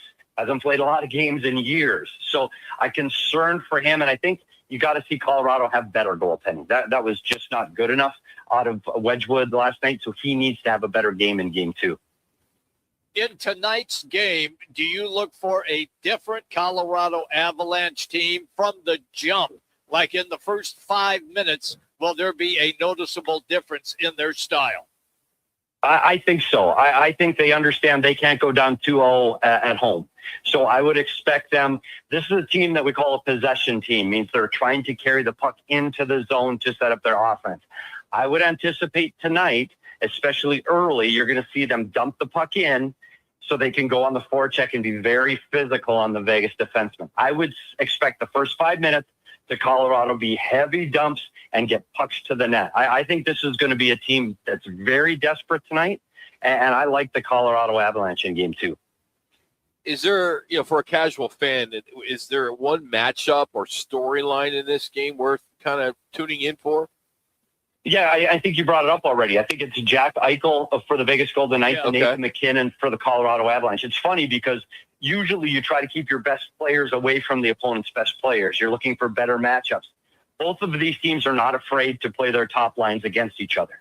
So you're going to see best on best for most of the game tonight. So to me, the question is, can Jack Eichel defend and stay in front of Nathan McKinnon at his speed, especially when number 29, Nathan McKinnon, is extremely frustrated and is really looking for a win. So for me, that's the key matchup in tonight's game.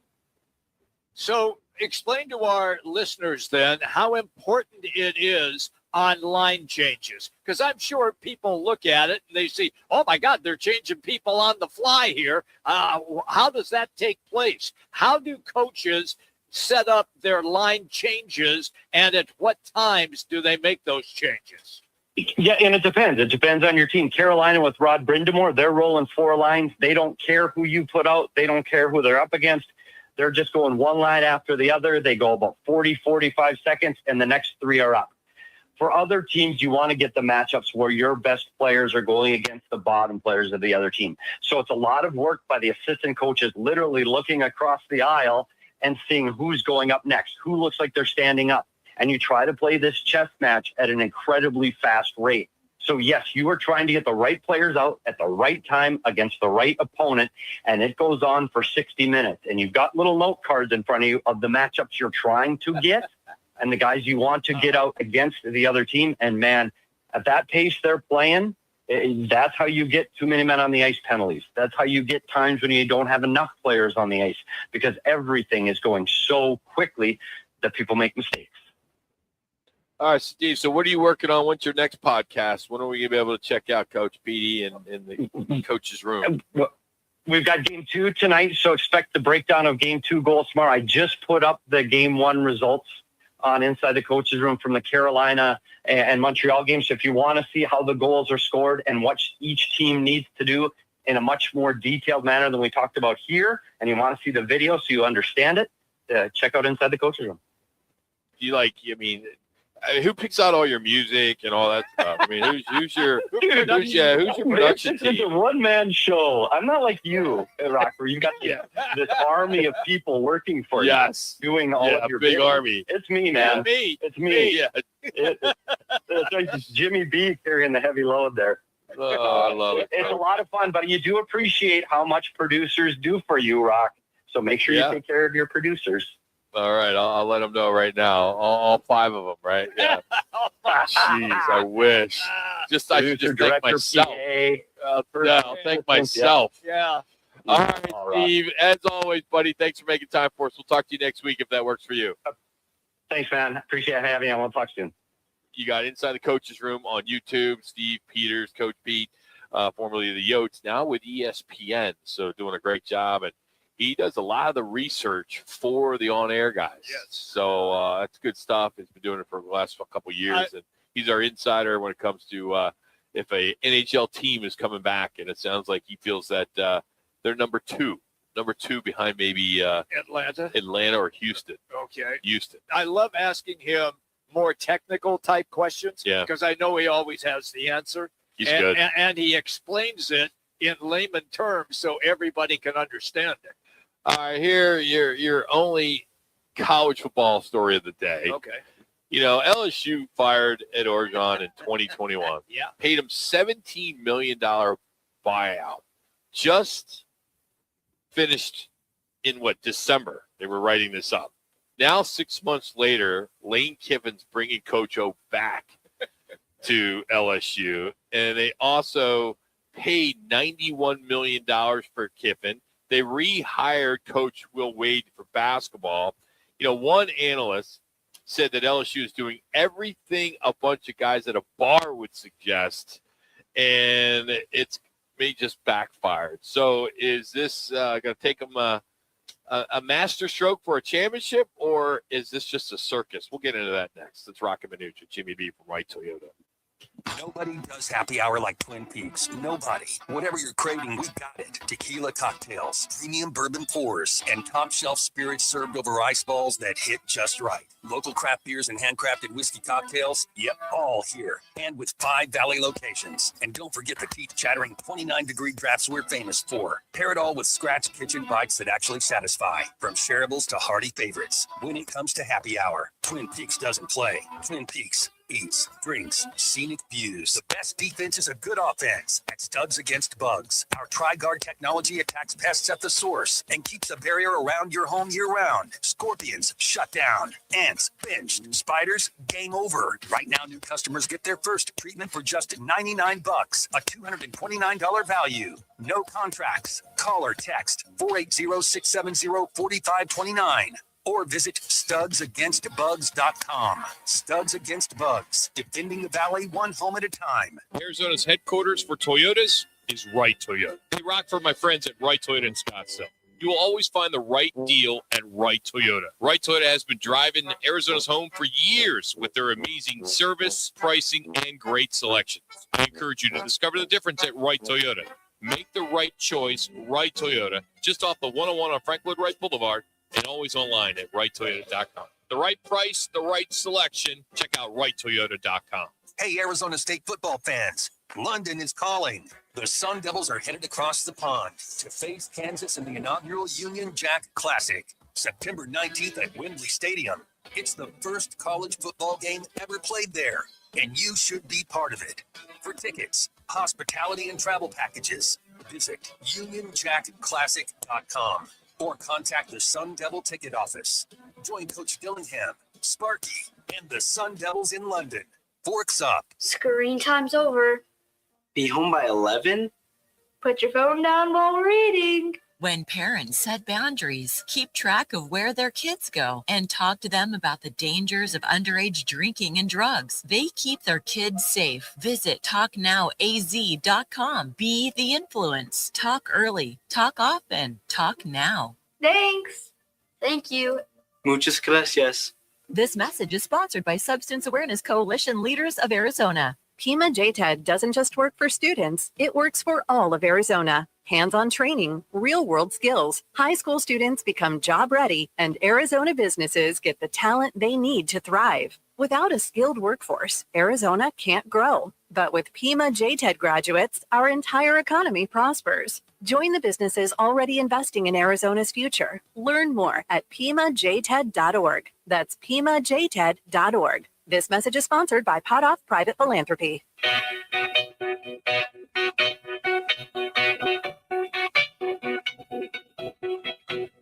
It's Friday, and the guys are live from Wright Toyota. Right on the corner, right on the price. Wright Toyota, located at 77th Street and Frank Lloyd Wright Boulevard in Scottsdale. Now back to the guys on ESPN 620. A couple of days ago, Coach O was announced by Lane Kiffin that he's coming back as a special assistant for recruiting and defense. Now, here's where it gets absolutely ridiculous. You can't make this up. Coach O was fired by LSU in 2021. They just finished paying off his $17 million buyout, and that was in December of last year. So here we are 6 months later. He's back on payroll. The same school that was writing him checks to stay away is now writing him checks to come back. And he's not even the only ghost at LSU's past that's walking back through the door. They paid Lane Kiffin $91 million to come over from Ole Miss, as we know, but they rehired Will Wade for basketball. What is going on? They're throwing money at every big name they can find, just seeing what sticks. So the question I've got for you, is this brilliant? Is this an all gas, no brakes, we are winning a title or dying trying move for a program that's, done playing it safe, or is this just a clown show? It's both. Okay. And here's why. Correct me if I'm wrong, but aren't school presidents and athletic directors saying, we don't have any money. We got to find streams of money. Wait a minute. And they're doing this? That's the clown show. The second part is that before we even started this segment, you and I had a quick conversation, and you said, "I love Coach O." I said, yeah. I do too. I know, he did. He's just a great character in the sport. He is. And so what does that do? That draws more people to your program in an effort to try to gain some more financial stability. And if that's the case, then they did the right thing. Look, I'm not a big fan of Will Wade, never have been, but when he was there, Rock, he won. They were successful. They went to the NCAA tournament the years he was there. And then he got in trouble, took a hiatus, then came back, started to win again. Even at NC State he was winning, and then jumped back to LSU. Look, is it clown show with all the money being tossed around? Absolutely. That is a perfect term All for right. it. I'm going to pump the brakes a little bit because he's going to earn $100,000 on an 8-month contract to be this special assistant. Right. It runs through the end of January. Yeah, it's not like they're paying him millions. And, so he made roughly $9 million a year as their head coach, collected $17 million as a buyout. His last check was $426,000, which was in December. So LSU just finished paying him millions to stay away. Now they're bringing him back for $100,000. So of course that is less than a single final pay buyout check that they cut him there in December. Now he's not going to get any performance bonuses, so we can't do anything there. He does get a courtesy vehicle, so that's kind of a big deal. I think he gets a monthly car allowance too. But with the recent NCAA rule changes, it's going to let him. He's going to be able to go out on the road. He's going to be able to recruit, which is exactly what he's built on, his reputation. Like we're talking about him, right? Yes. He's a recruiting engine. He is. I mean, you think what he did at USC, what he did, at Ole Miss, and of course LSU. Smart. It's smart. There's a reason why Lane gets $91 million, right? And there's a reason why everybody bags on him because of things like this. And you just said it's smart. Well, nobody likes him because he's smart. Yeah. And he does things that piss people off. But that is Lane Kiffin. That is his MO. And it's why he had such great success at Ole Miss. He only lost 14 games. He was 55-14 at Ole Miss. Wow. Yeah. As of yesterday, we are officially 100 days away from the start of the college football season. Woohoo! Now, this story, the temporary injunction hearing, is set for Texas quarterback Brendan Sorby's lawsuit against the NCAA is coming up a week from Monday. And his eligibility for the upcoming season is part of that. Anxious to see what comes out on this. Well, here's the interesting sidebar to that. The judge who was going to hear the case originally is a Texas Tech grad and also a guy who is heavy into donation.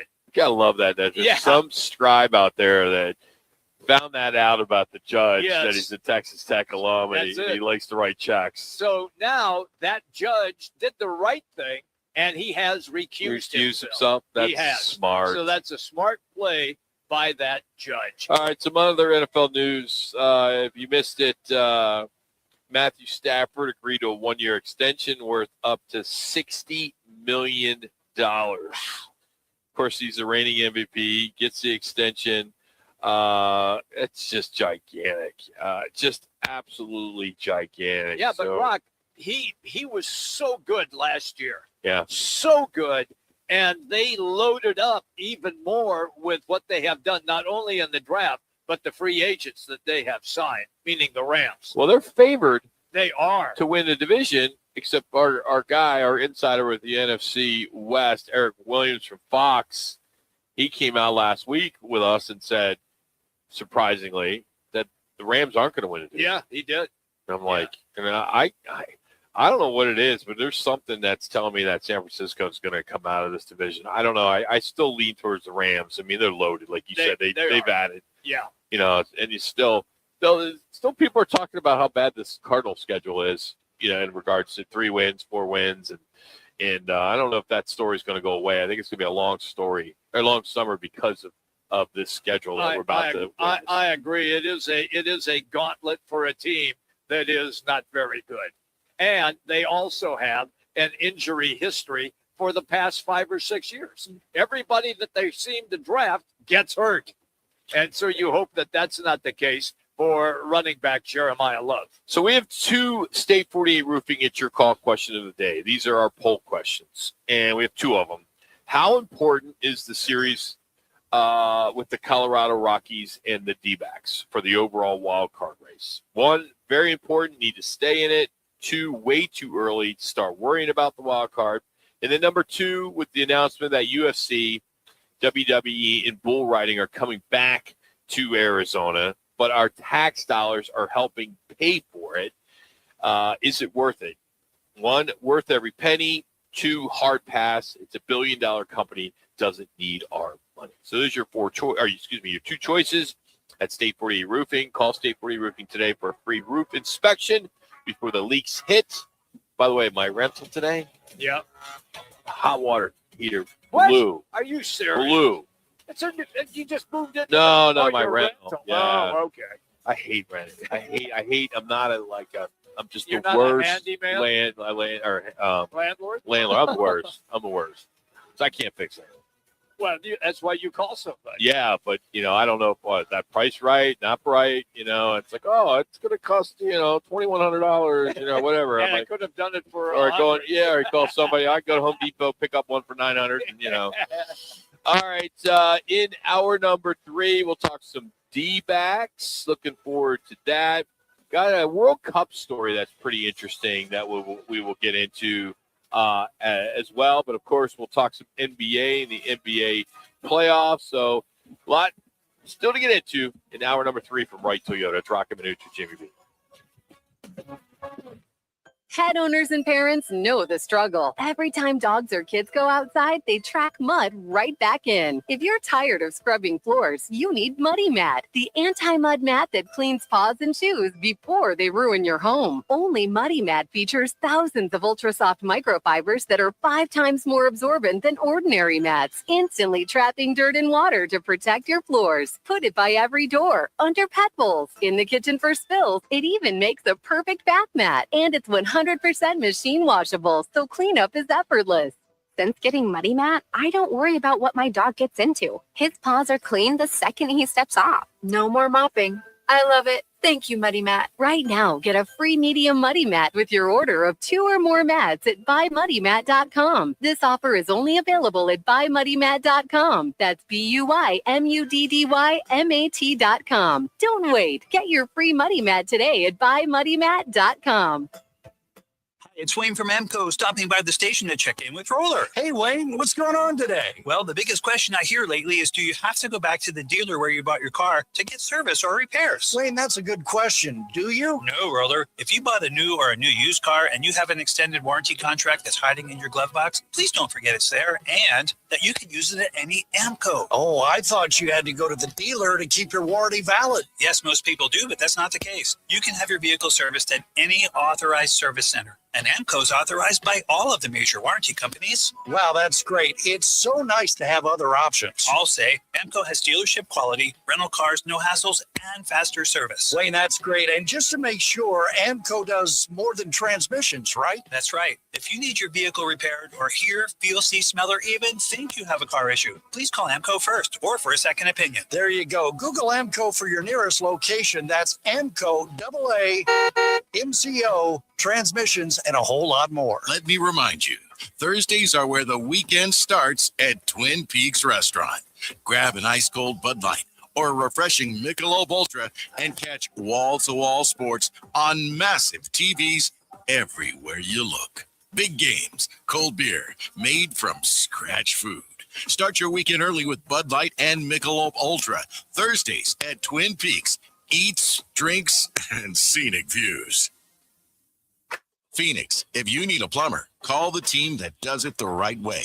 Victory Plumbing Arizona. It's particular plumbing for particular people with upfront pricing before the work starts. So there's no surprises when the job's done. And here's a deal just for listeners. Tell them you heard Victory Plumbing on Roc and Manuch with Jimmy B, and they'll waive the service charge. For leaks, clogs, water heaters, or anything plumbing, book today at victoryplumbingarizona.com. ROC number 268603. KTAR AM Phoenix, Arizona's home for the worldwide leader in sports. Is ESPN 620.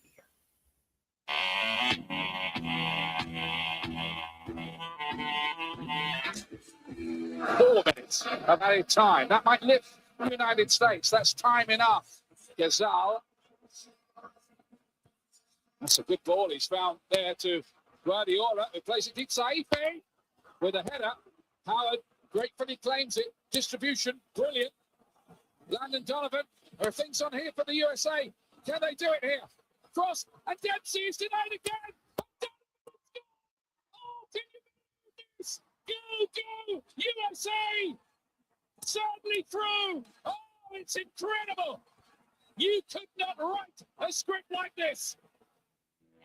That's described probably one of the biggest goals in the history of American soccer. Landon Donovan's goal in the World Cup in 2010 against Algeria. And that was 45 seconds into an injury time. Clint Dempsey, the goaltender, he got rejected by the Algerian goalkeeper. And then Landon Donovan got the rebound, put it into the bottom left the corner of the goal. And they held off, and they had another 3 minutes of added time and won that. And, you know, we got a World Cup coming here in just a few weeks. I was just going to say, yeah. And, of course, we've talked about Turkey that'll be training out in the Arizona Athletic Grounds, and a lot of buzz starting to get it, right, in World Cup. If many of you, like myself, not big into soccer, but you get into soccer at this time, you know, every 4 years, right? So something that Fox Sports is doing is it's pretty cool. They are one lucky soul will get to watch every single game of the World Cup this summer. All 104 of them over 39 days, and they're paying $50,000 to do it. Now, it sounds incredible, right? Well, sign me up. But here's the fine print. You don't get to do it from your couch in your underwear.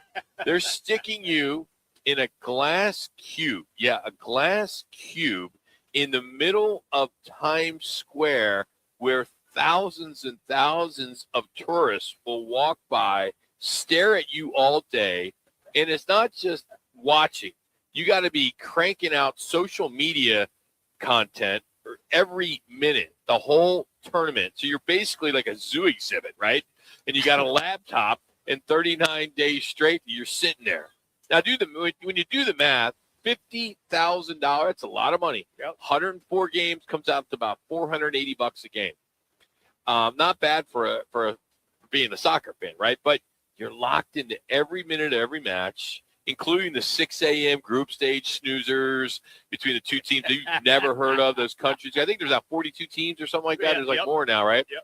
So the question is this the greatest summer job ever invented, or is it a paycheck to lose your mind in a fishbowl? Which one is it? If you are a unbiased, incredible soccer fan, this is right in your wheelhouse. But you have to be that person that is over the moon for the FIFA World Cup. In other words, you have to be so dialed in that being in the fishbowl, as you like to say, in the middle of New York City, that for you, that'll be the greatest thing since sliced bread. Absolutely. You know, the honest backstory worth noting here, it's really a launch in a fan engagement campaign for what Fox is doing, this Fox One streaming service. So they're basically getting some free press. They're teamed up with Indeed, and they're calling this position a Chief World Cup Watcher. You know, a Chief World Cup Watcher. And, it's June 11th through July 19th. And I don't know. I mean, I don't think I could do it. I mean, soccer is just Well, that's not for you and me. doesn't move fast enough for me. Yeah, exactly. I can see. I mean, you play defense the entire time, right? So, but I do think there's some people out there that would jump at something like this. What could be the equivalent if it was another sport? Maybe World Baseball Classic. When it comes to tournaments, I mean, of course, NFL would rule. And I think everybody would sign up for NFL. Absolutely. They would do it for free. Maybe like the Olympics or something. Maybe Olympics, yeah. But the Olympics has so many different events. Yeah. This is the same event that just goes on and Well, maybe on you could do a particular sport. You could do all basketball at the Olympics. Okay. Yeah. I'm trying to think what other sport you could do that.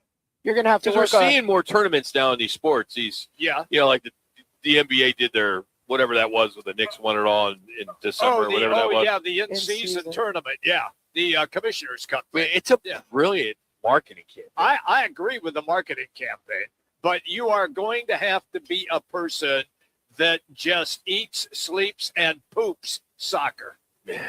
I just looked at the schedule. You're going to have to be it down to watch the 3 a.m. Senegal versus Jordan game. Well, hey, that's 6 a.m. But that's 6 a.m. Eastern. Yeah, that's true. Times Square. That's true. Yeah, you got to put that out there. That's a big difference, right? 3 a.m. opposed to 6 a.m. That's a little rough, Yeah, but if there's an 8 o'clock West Coast time, that's 11 p.m. on the East Coast. I'd rather do 11 p.m. than 6 a.m. I would too. There's only one 6 o'clock to me, and that's p.m. Hey, something on the local level, TKO Group Holdings. I mentioned it in the football update, but they're the parent company of UFC, WWE, and PBR. Not the beer, but bull riding. Professional bull riding. And they just posted $1.6 billion in revenue in a single quarter. What? $1.6 billion? Yeah, in a quarter. Wow. Yeah. And the Arizona Sports and Events Alliance, they are the group that brings in the big events. They work on getting Super Bowls here, and there's some really good people that are involved in that association. But they just signed on. They cut a deal to bring 7 events with those sports that I mentioned over the next 3 years. And UFC hasn't been here since May of 2022. 4 years. We know it's a big sport. I think the sport has kind of diluted itself over the years. I used to enjoy it when there was pay-per-view. You went to the bars. It was once a quarter. Or UFC, 20. Then 3 weeks or 3 months later, it's UFC, the next one, But now it seems like there's UFC every week. Every weekend. But for those that love that sport, no power to you. So what's interesting is on the surface, this sounds great. Fights in their own backyard, restaurants, rental cars, hotels are packed. It's great. The Alliance is selling it as a tourism and economic impact home run. Puts Arizona on a global map. We keep doing these big events, which I think is great, right? We want these big events. Yeah. We're close to soon be the 4th biggest city in the country. Right now we're at number 5. But here's where it gets a little interesting. These deals run on site fees. Means the translation to that means is the state and the cities are essentially paying this $1.6 billion or whatever it was. Yeah. They're paying these site fees, this TKO to show up. And there are some people that have a problem with that. So I guess the question would be to kind of ponder is this good business for us in our valley and growth and everything like that? Or are we cutting checks to a $1 billion company is not a good thing? I would not cut checks to a $1 billion company. However, generally when you do something like this, there is a number. And if you surpass that number, that company then gives you the kickback if you have passed that number, whatever that number would be. As far as economic impact, you can't beat it for economic impact. You're right. It fills the hotel rooms. Yes. You always hear the term heads in beds. Yep. Where I think it does help, and I'm for it, is it gets Arizona on national TV. Does that? It which helps get the Super Bowl, the Final Four, and everything else. I mean, it becomes an event capital, which we become, right? Yep. the more we can do that, I do have a little bit of a challenge with the fact that you're a company that's just did earnings of $1 billion plus. Do they really need the money? But hey, 7 events over 3 years. I hope they spread the wealth, meaning I hope all the events aren't just at Diamond Arena in Glendale and then down at the Suns. I mean, I hope they're using all of the Valley and all the Valley assets to make this work. And even if some of these venues are a little smaller, maybe can't house, 30, 40,000, maybe they can hold 10 or 15. They elected to use those too, because again, a lot of it is for the eyeballs on TV and streaming. Yeah, and I'm with you. That does bring national eyeballs to the Valley, and that's what you want. And they will be, at least what we're seeing here, big events. But Roc, let me just say that I've struggled giving people who made that money in a quarter that kind of money to come in here, where they should be taking that risk on their own. Yeah. Okay. So that's the only problem I have with it, unless they have cut a deal, which I just talked about, where they pay this fee, and then when they surpass that fee with all of the income that is coming in, then you get the kickback. The thing is, so just some of the trades, the fight crowd more and more is watching from the couch. The live experience, not sure if it's worth it because it's priced itself out. The tickets are so much, the beers and all that. So you telling me that you're going to drop real money on a UFC ticket,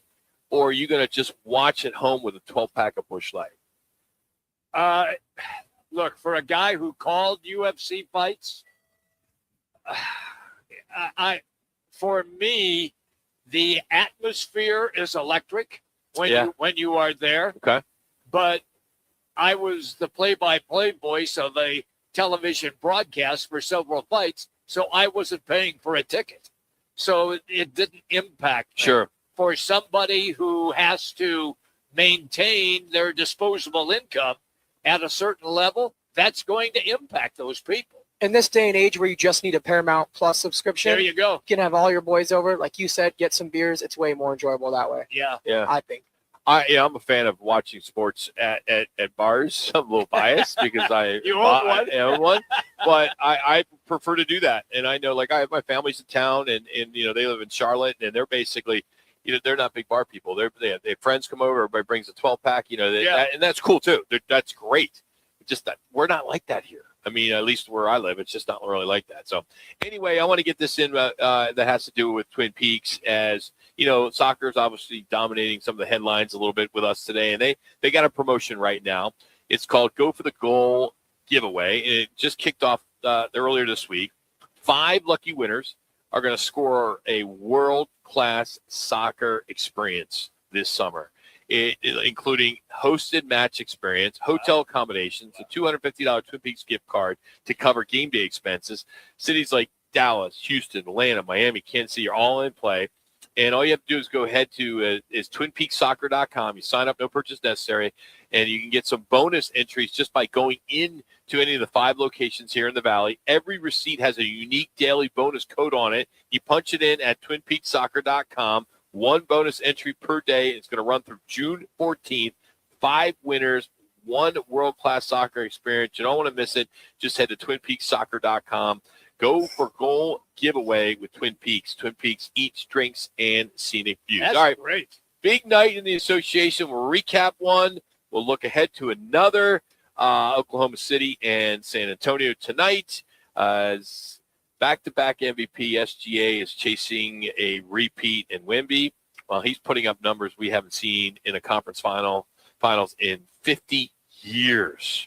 But next, we will get into that. And then a little bit later, we're going to bring back Tom Candiotti of the D-backs to talk about this nice little 5-game winning streak with the Stakes. It's Roc and Manuch with Jimmy B right here from Wright Toyota. When it's game time in the Valley, you know what time it is. It's Twin Peaks time. Head to Twin Peaks with 5 Valley locations and massive screens everywhere you look. From basketball, baseball, to hockey, fights, and more, there's no better place to catch every play and all the action. Bud Light is a proud partner of sports fans everywhere. Twin Peaks, eats, drinks, scenic views. Join the team at All City Towing, Arizona's largest towing company and leader in roadside service. We're hiring dispatchers, call takers, lot attendants, drivers, and customer service pros ready to grow with us. You'll enjoy state-of-the-art equipment, consistent schedules, full health benefits, a strong 401k match, employer life insurance, and a monthly fuel allowance. Take your career to the next level. Apply today at allcitytowing.com. All City Towing, where your future is always moving forward. Rock for WrightToyota.com.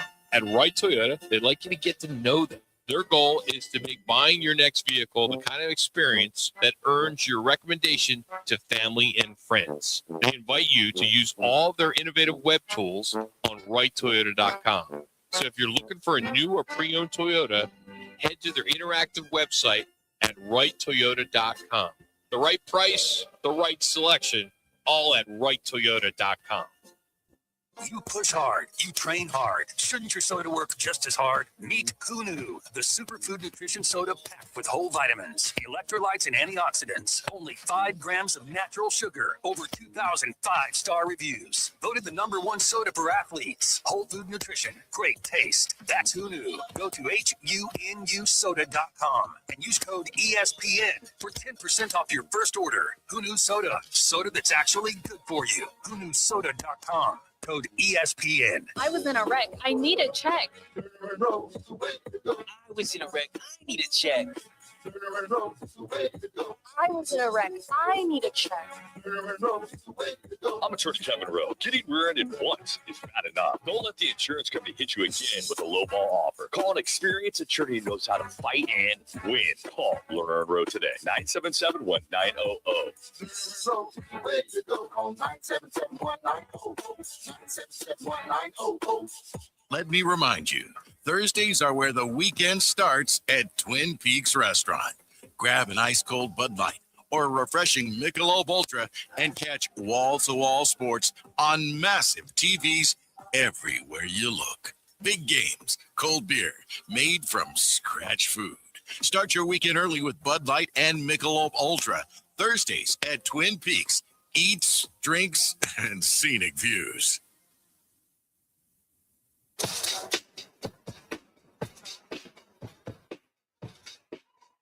Brunson, long three-pointer. He has not had many clean looks. Ball deflected. Towns comes up with it. Throws it ahead to Brunson. Beautiful advance pass and Hart running the floor. Boy, nice spin move. Brunson finds some space. Mobley turns it over. Hart, Bridges inside, lays it in. Gets inside, drives, slips it up with the right hand and gets to the ball. Looking for space here. Kicks it at Hart. Hart again, wide open three and gets it again. That's his third three-pointer. A 14-0 run for the Knicks. Hart left open. Hart puts it in. Josh Hart on fire from outside. All right, let's get into the conference finals because we got to recap and got a big one coming tonight. We'll start in the East, as you just heard, as Knicks took care of business once again.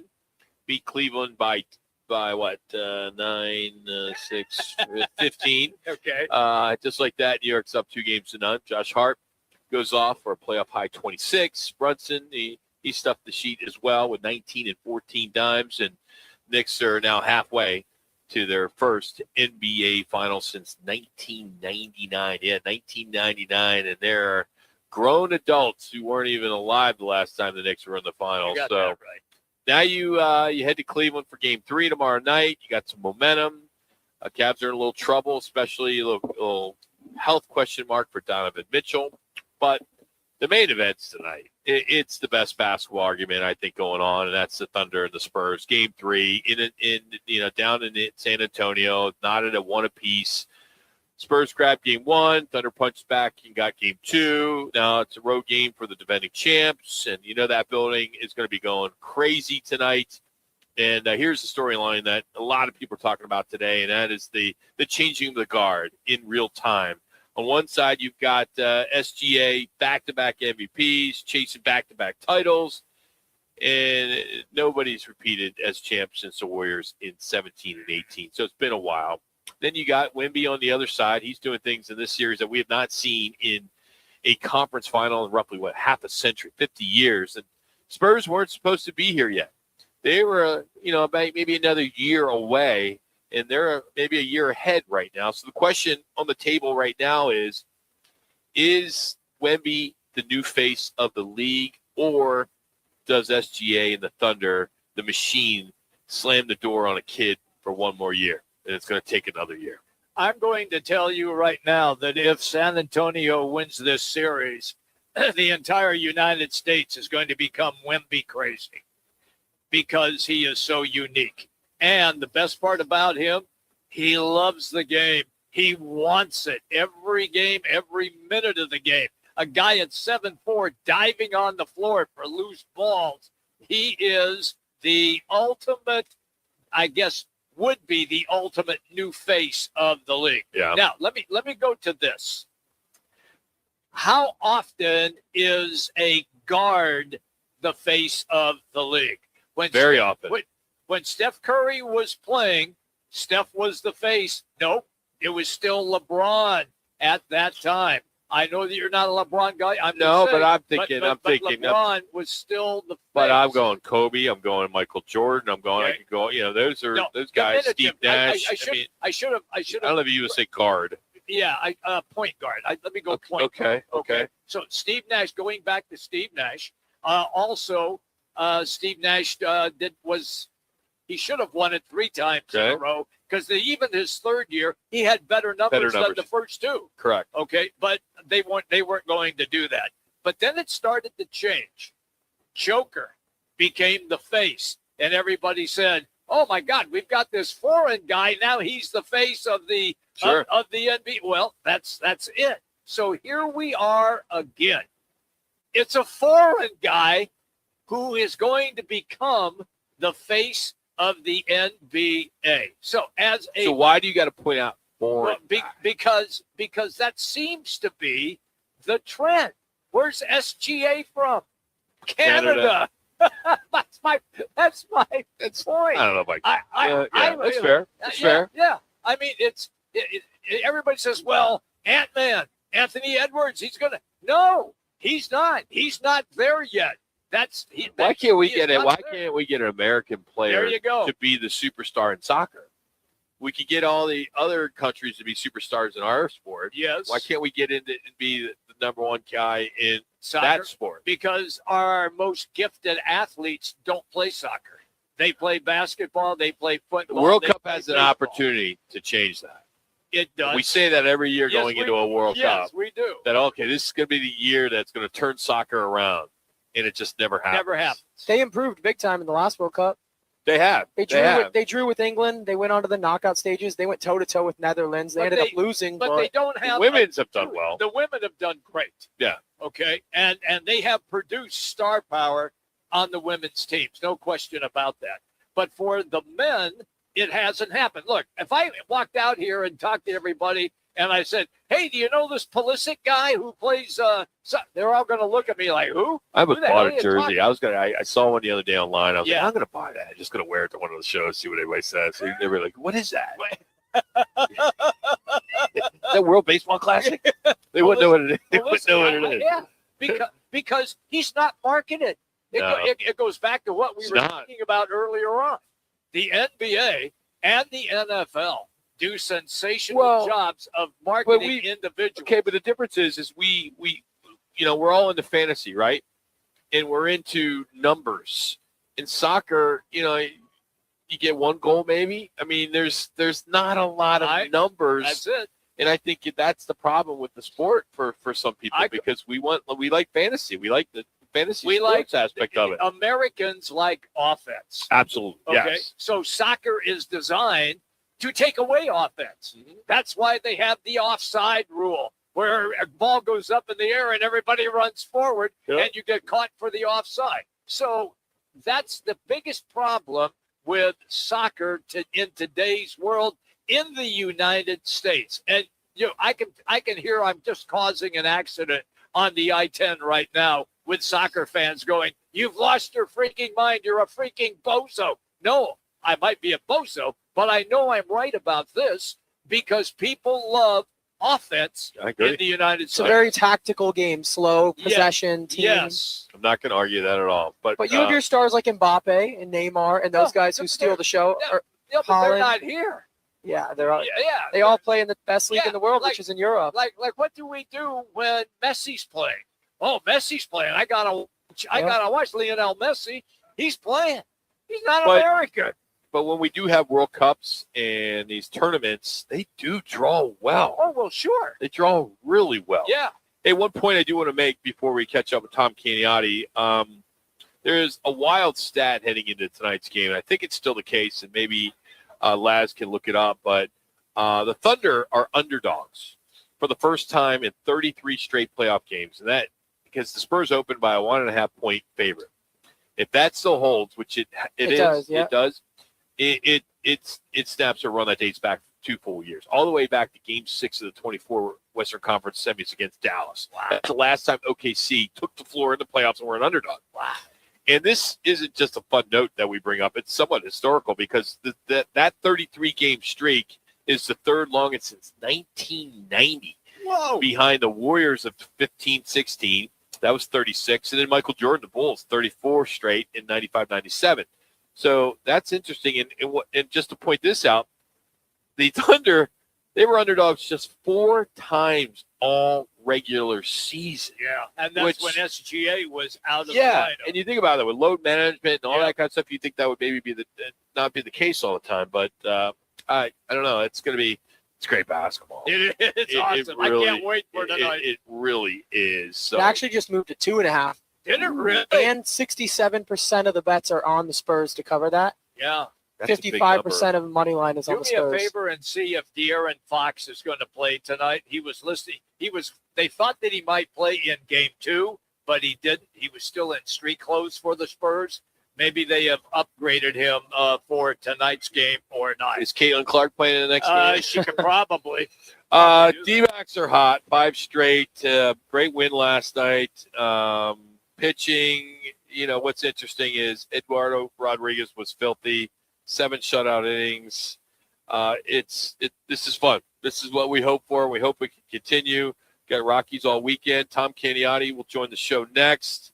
We'll talk about the pitching, talk about the bullpen, and see if this can hold up. But first, here's another Twin Peaks ESPN 620 Sports Center update.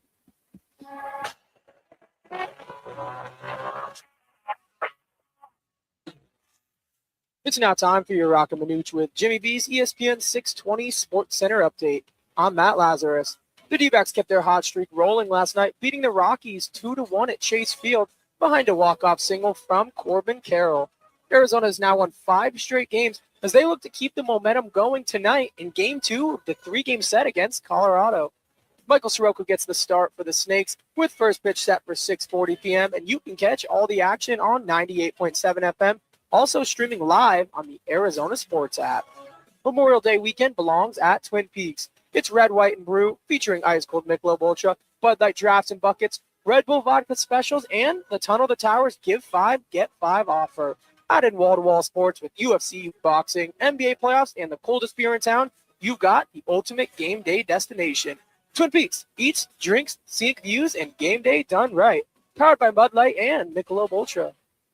Nobody does happy hour like Twin Peaks. Nobody. Whatever you're craving, we've got it. Tequila cocktails, premium bourbon pours, and top shelf spirits served over ice balls that hit just right. Local craft beers and handcrafted whiskey cocktails, yep, all here. And with 5 Valley locations. And don't forget the teeth-chattering 29-degree drafts we're famous for. Pair it all with scratch kitchen bites that actually satisfy. From shareables to hearty favorites. When it comes to happy hour, Twin Peaks doesn't play. Twin Peaks eats, drinks, scenic views. When it comes to your roof, you don't want to mess around. And Arizona homeowners and business owners have known that for over a decade. State 48 Roofing is Arizona's #1 referred roofer. Residential, commercial, they do it all. And they've been doing it right here in the Valley for over 10 years. Protect your home, protect your business. And hey, keep your roof sexy with State 48 Roofing.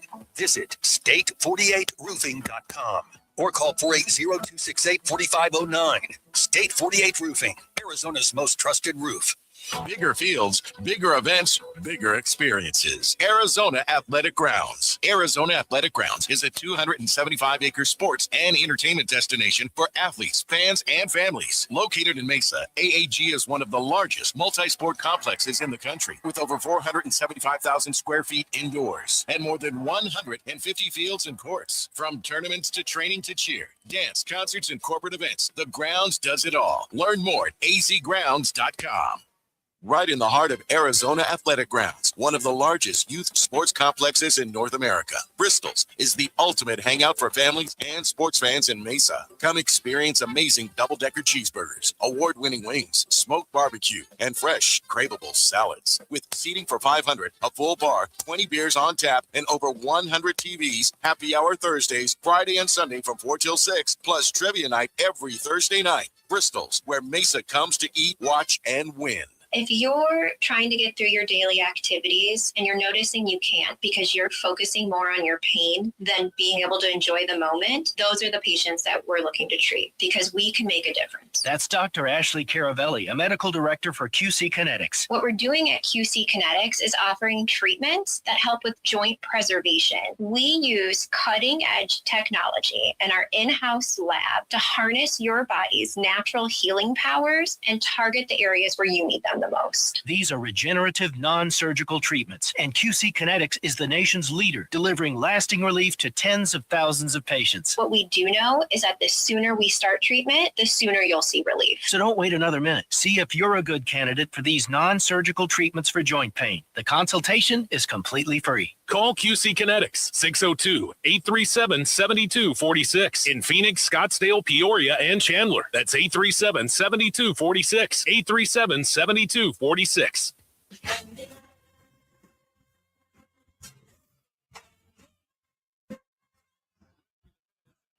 I mean, that ball, he sees it, it's in the middle of the plate at one point, and then see you later.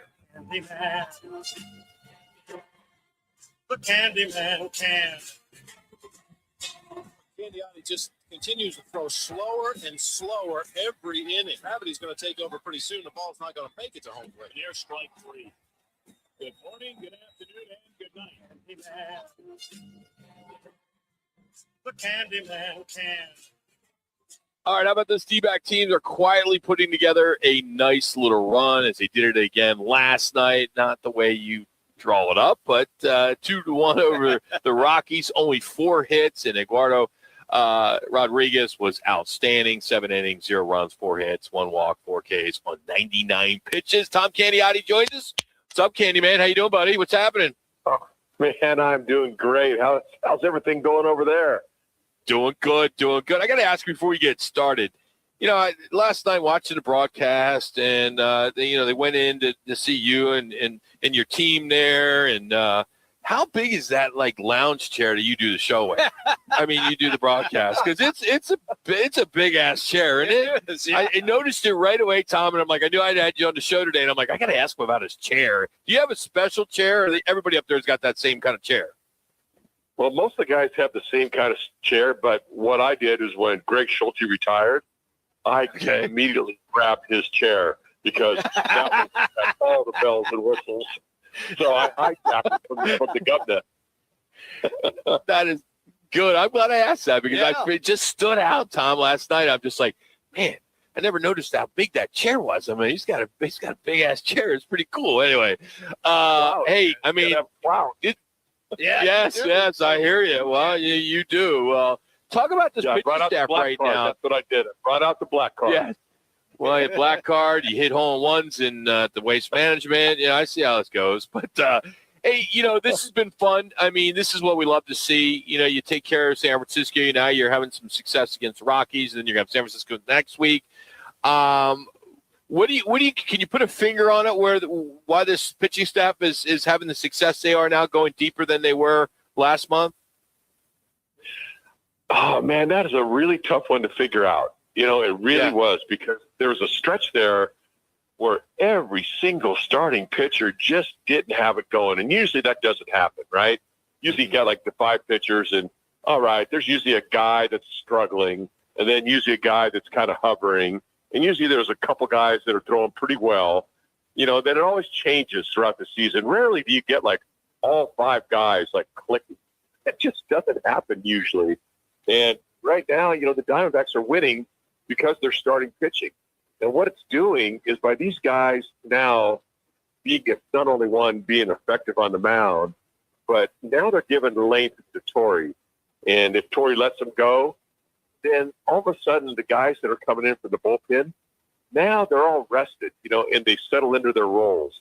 So, you got a guy that's, okay, you're my 7th inning guy, or you're my 8th inning guy, whatever. And now because the starters are going longer and going like they should, they're in the roles. When the starters are struggling, now these guys are coming in the 4th inning and the 5th inning, and they have to go multiple innings, and then they don't recover well. So there's so many more benefits to the starting pitchers going deep into the games, and it just really sets the tone for everything. Candy, the question that I have is everybody now has a solid book.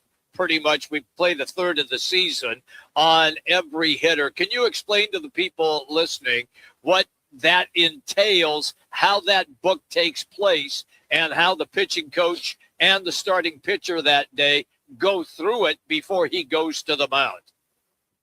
Yeah, I mean, you have your basic, strategy basically where you're going to go out there and, all right, these are my strengths and this is what I'm going to kind of pitch to. And certain guys, when you start developing a history against certain teams, we know like the Rockies, for instance, they're a very aggressive swinging team. They're not like a lot of accomplished hitters, where they're working the count, they're taking pitches, they're trying to get a good pitch to hit. These guys are basically see the ball, hit the ball. So as your strategy, when you see a team that has a philosophy like that, your first pitch, you're taught to throw first pitch strikes, but you're not going to be over the middle of the plate. You might be off the plate a little bit, or you might be on the edges, and they're going to swing at it for the most part, unless it's just not it's an uncompetitive pitch. But certain teams like that. Certain teams are different. Certain teams like to, make the guy work. They're going to work the pitcher. They're going to try to get in the bullpen. They're going to take pitches. And you have, once you see a team like that, now you're pounding the strike zone early in the count because you want them to swing early. So Tom as Candy it goes on, get more to your question. I'm just kind of prefacing it a little bit. Now please. Soroka, who's pitching tonight, pitched against the Rockies his last outing. And, he always struggles against left-handed hitters. The Rockies can throw some left-handed hitters at you. And so he's really got to, now that he's had a look at them, he kind of knows what they're doing. Now the cat and mouse game starts. He goes, are they going to have the same kind of philosophy against me last time, or are they going to make an adjustment? So now I got to be ready to make that adjustment if that is. So, but the main thing is pitchers are going to go out there and they're going to pitch to their strengths early on, and then they're going to adjust however, the situation calls. Tom, Erod's obviously just given this rotation real length lately. Big picture on this rotation, who behind Erod do you trust the most right now? Soroka, I really trust. I really like when he takes the mound. And, he is right there along with Merrill Kelly. And Merrill has gotten right back to the Merrill Kelly that we've all seen over the last handful of years. It's been so good and so reliable. So every time Merrill takes the mound, I always feel the team's going to have a chance to win because he is such a competitor out there. And, he always seems to find a way, now that his mechanical issues are kind of like behind him now. And so, like every one of these guys, I feel good about when they take the mound. I really do. I think the one guy that's trying to figure it out a little bit right now is Gallen. And, and Zach, he's a very cerebral guy. And, and he always comes prepared. So it's just a matter of him just executing his pitches. And once he does that, then he'll be just kind of normal again. But he's got to get to that point is all. All right, take me to the hitters then, because we have seen Ketel Marte all of a sudden finally start to find himself. I want you to explain how that has happened, and also as well as Corbin Carroll. To me, the most exciting play in Major League Baseball is an opportunity for an inside the park home run. The second most exciting play is Corbin Carroll with a shot in the gap or down the line. And when he makes that turn at second base and the helmet goes flying and he's headed for a triple. The headband. That's it. The headband, everything. Go, Candy. Give me that info. Okay, so I'm trying to write down all the questions that were in that question. Yeah, there's like 7 there, Tom. 7. I think with Cattell, we've been seeing this for a while because he's been hitting so many balls about 95 plus off the bat. The exit velocity has been there. He's really hit in a lot of bad luck. There's been a lot of line drives that are caught. The only thing that he hadn't done is gotten his launch angle right. And now that his launch angle is a little bit better, you're going to start seeing balls fly out. And so that's a good thing to see. But he's been seeing the ball well. He's been hitting the ball well. But unfortunately, just hasn't been up in the air as much as we probably like. With Corbin Carroll, you saw it coming when he started to be patient at the plate, when he started drawing the walks. And that road trip, the last road trip that we had, I think he had something like, I don't know, it was a bunch of walks, like 8 walks or something like that. And it was coming around for him. And you're going to get better pitches to hit. You're not putting the ball in play because, all these guys, they have such good, hand-eye coordination that they can hit a ball that's off the plate and they can hit it well.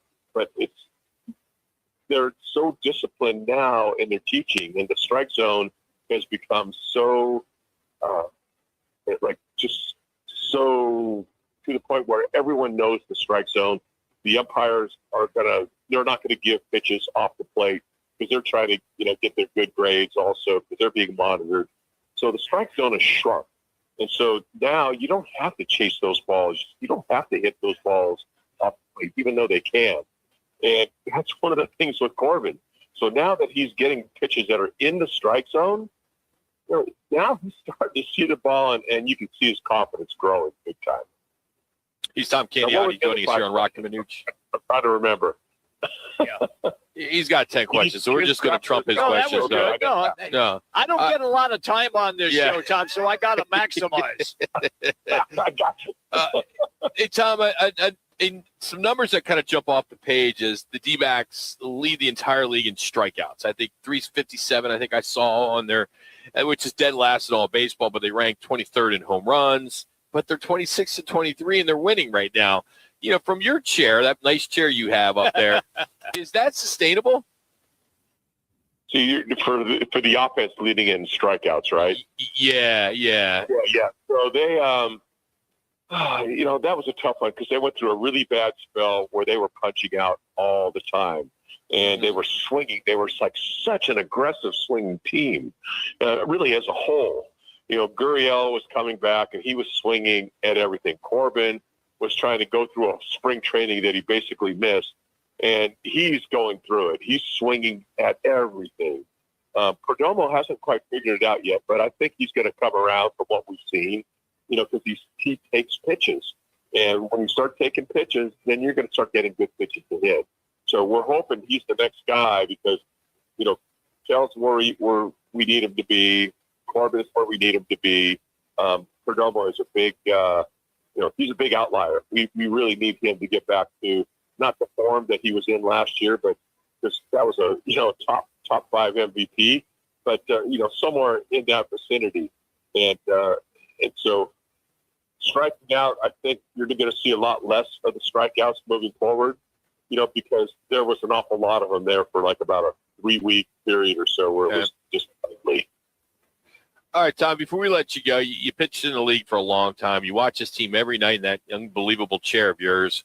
What's the one thing these D-backs, one thing about these D-backs that maybe the casual fan isn't appreciating right now? Something that maybe they're not appreciating right now that we're not seeing every day like you may. You're starting to see, like, when you look at, let's focus on Ketel Marte for a second. And Troy says this in our little scrum for a little bit, like all the time. And watching his mannerisms, not just how he hits, not just how he plays catch, but did you see the walk he took last night and ran to first base? Yeah. He rose. So he's got this extra step that he's been almost this whole year, where he has now become like such more of a team player, where he's like really like he's turning into a Vargas a little bit, where he's like, you do this, do this, and everyone high-fiving everybody. His attitude has really changed, and it's gotten contagious on the team. And that, to me, is like really, really good to see. I appreciate Tom Candiotti for joining us. But coming up, we'll have our Learner and Row one call. That's all as we finish up out here at Wright Toyota. It's Roc and Manuch with Jimmy B here on ESPN Radio Phoenix. We get it. A meal shouldn't cost you nearly $20. And we agree. At Venezia's Pizzeria, lunch or dinner for under $10 is still a thing. And for an even sweeter deal, stop in and grab a Slice Rewards card. Get a stamp for every qualifying Slice special. 10 visits, 1 free qualifying special. Simple. And every Tuesday, we double your stamps. That's your free pizza twice as fast. Venezia's Pizzeria, a family tradition with great rewards. Celebrate Memorial Day weekend at Uinta Golf by Worldwide Golf. Don't miss incredible deals like 50% bonus trade-in on all new inline golf clubs. Buy 2 dozen Strixon golf balls and get 1 dozen free. And all clearance apparel now 20% off. Shop us in-store or online at worldwidegolf.com. Trusted by golfers since 1971. And home to the 90-day 100% satisfaction guarantee. Uinta Golf by Worldwide Golf. Get there. I was in a wreck. I need a check. I was in a wreck. I need a check. I was in a wreck. I need a check.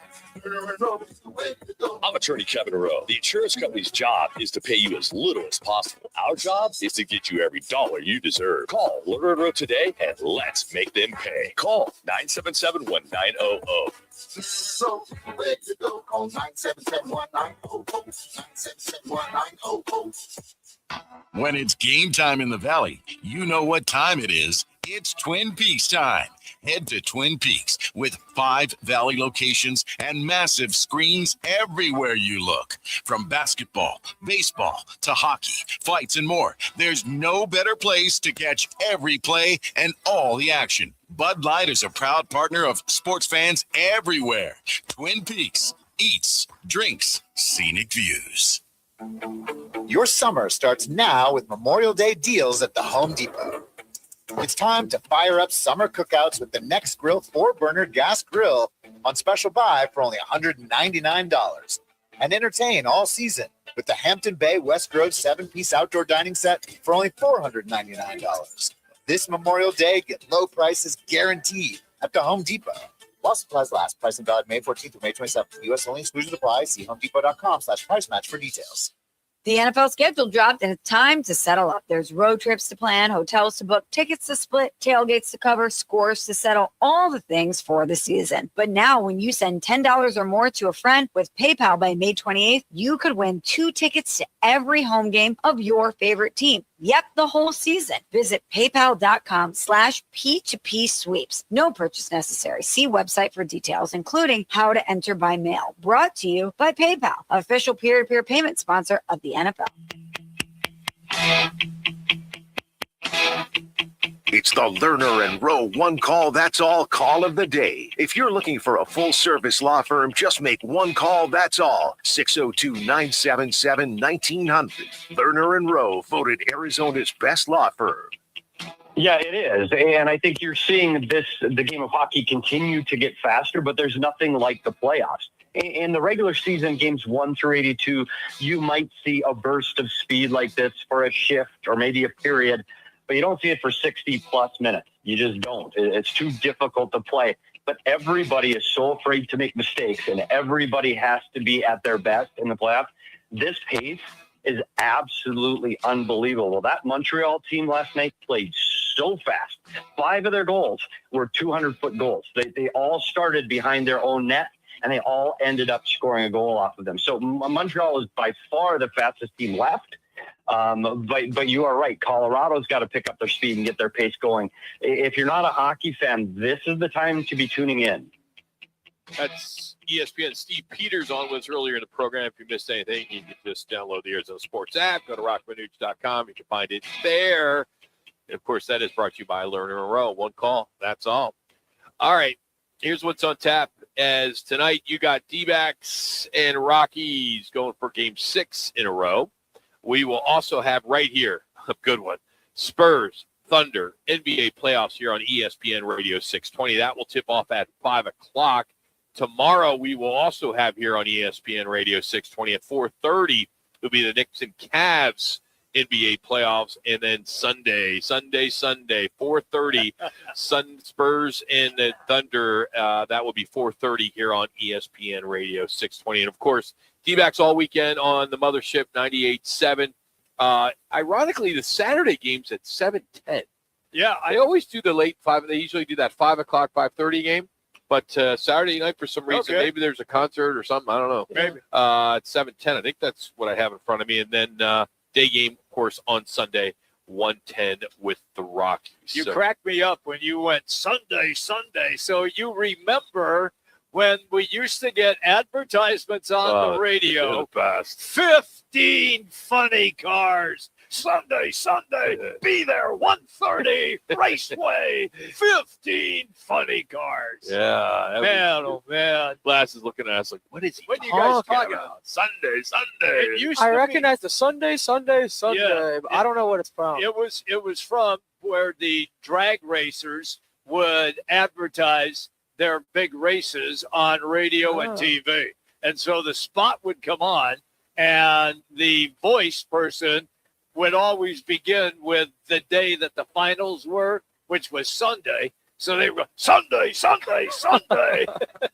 pretty good. As soon as Roc said that, I knew exactly what he was thinking. All right, so you got a big one in San Antonio tonight, game 3, as we mentioned, and then we'll get in some hockey tomorrow. D-backs locally. Indy 500. Yes, that is going on, I believe, 9:30 start here locally on Sunday. It's a green flag there. But big weekend, long weekend. But again, why we have the weekend. And we want to obviously thank everyone and anyone that has ever served or does serve for our amazing country. Thank you. It's a big deal. I wish I had the balls to do it, when I was younger, but I didn't. So I respect people so much that serve our country and what they do. And, I'll never forget when my grandfather died. He was in the Army, and I remember going to his funeral, and they had 3 soldiers there with the flag, with the taps. I mean, talk about an emotional time. Your grandfather, being buried, and the Army's there with doing taps. That's so intense. I respect service members so much and always have. And this is the day that everybody should just take a step back. Yep. Think about them, honor them, and appreciate them. Very well said there, Jimmy. Yeah, very, very, very, very, very. It's one of the nicest things you've said to me in 8 years. Well, Manuch is coming back. Oh, yeah. So, it'll change. I'm anxious to see how his nose looks. I mean, he's been off for 3 weeks, got a nose job early on, and now he's going to be back, and we'll get to look at, what doctor, I don't know what his name was, but, who did the surgery, because he had to take some time off. He didn't go in public, but, to get that thing, I'm sure he's under a knife for a good 8 hours. I mean, to kind of using a chainsaw, cheese grater. Getting that thing in there, and just getting that thing, cut that thing down. Because he's got sinus issues, so I'm hoping that the surgery helped the sinus issues as well. But Manuch will be back on Tuesday and with a new nose, and you're going to want to tune in, obviously, on YouTube. I'm not going to be here, but it'll be interesting to see how he does, and if he sounds different, he may come across it, because a lot of people think that we sound the same. So I'm hoping this nose surgery. You and Manuch sound I can't tell you how many people have tuned in. Really? And they That's can't crazy. tell. They can't. Well, you guys know us, but for those that are tuning in that you maybe don't know, they say, "Oh, Roc and Manuch kind of sound the same. We sound similar." We've been hearing that for 20 years, and I'm like, "Oh, whatever." The Italian in us, maybe, but with the nose surgery, I'm assuming he'll sound a little different.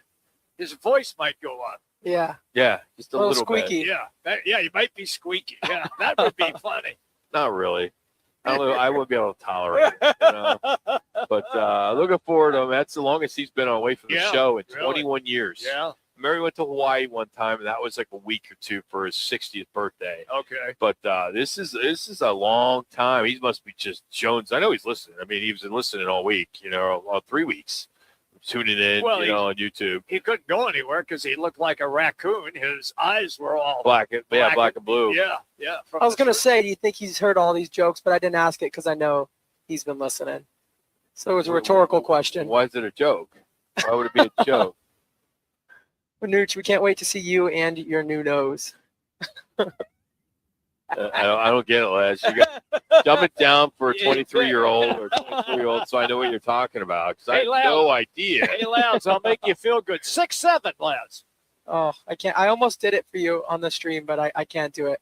That's for that's like the elementary over, though. school Is that 6'7"? Now it's 41.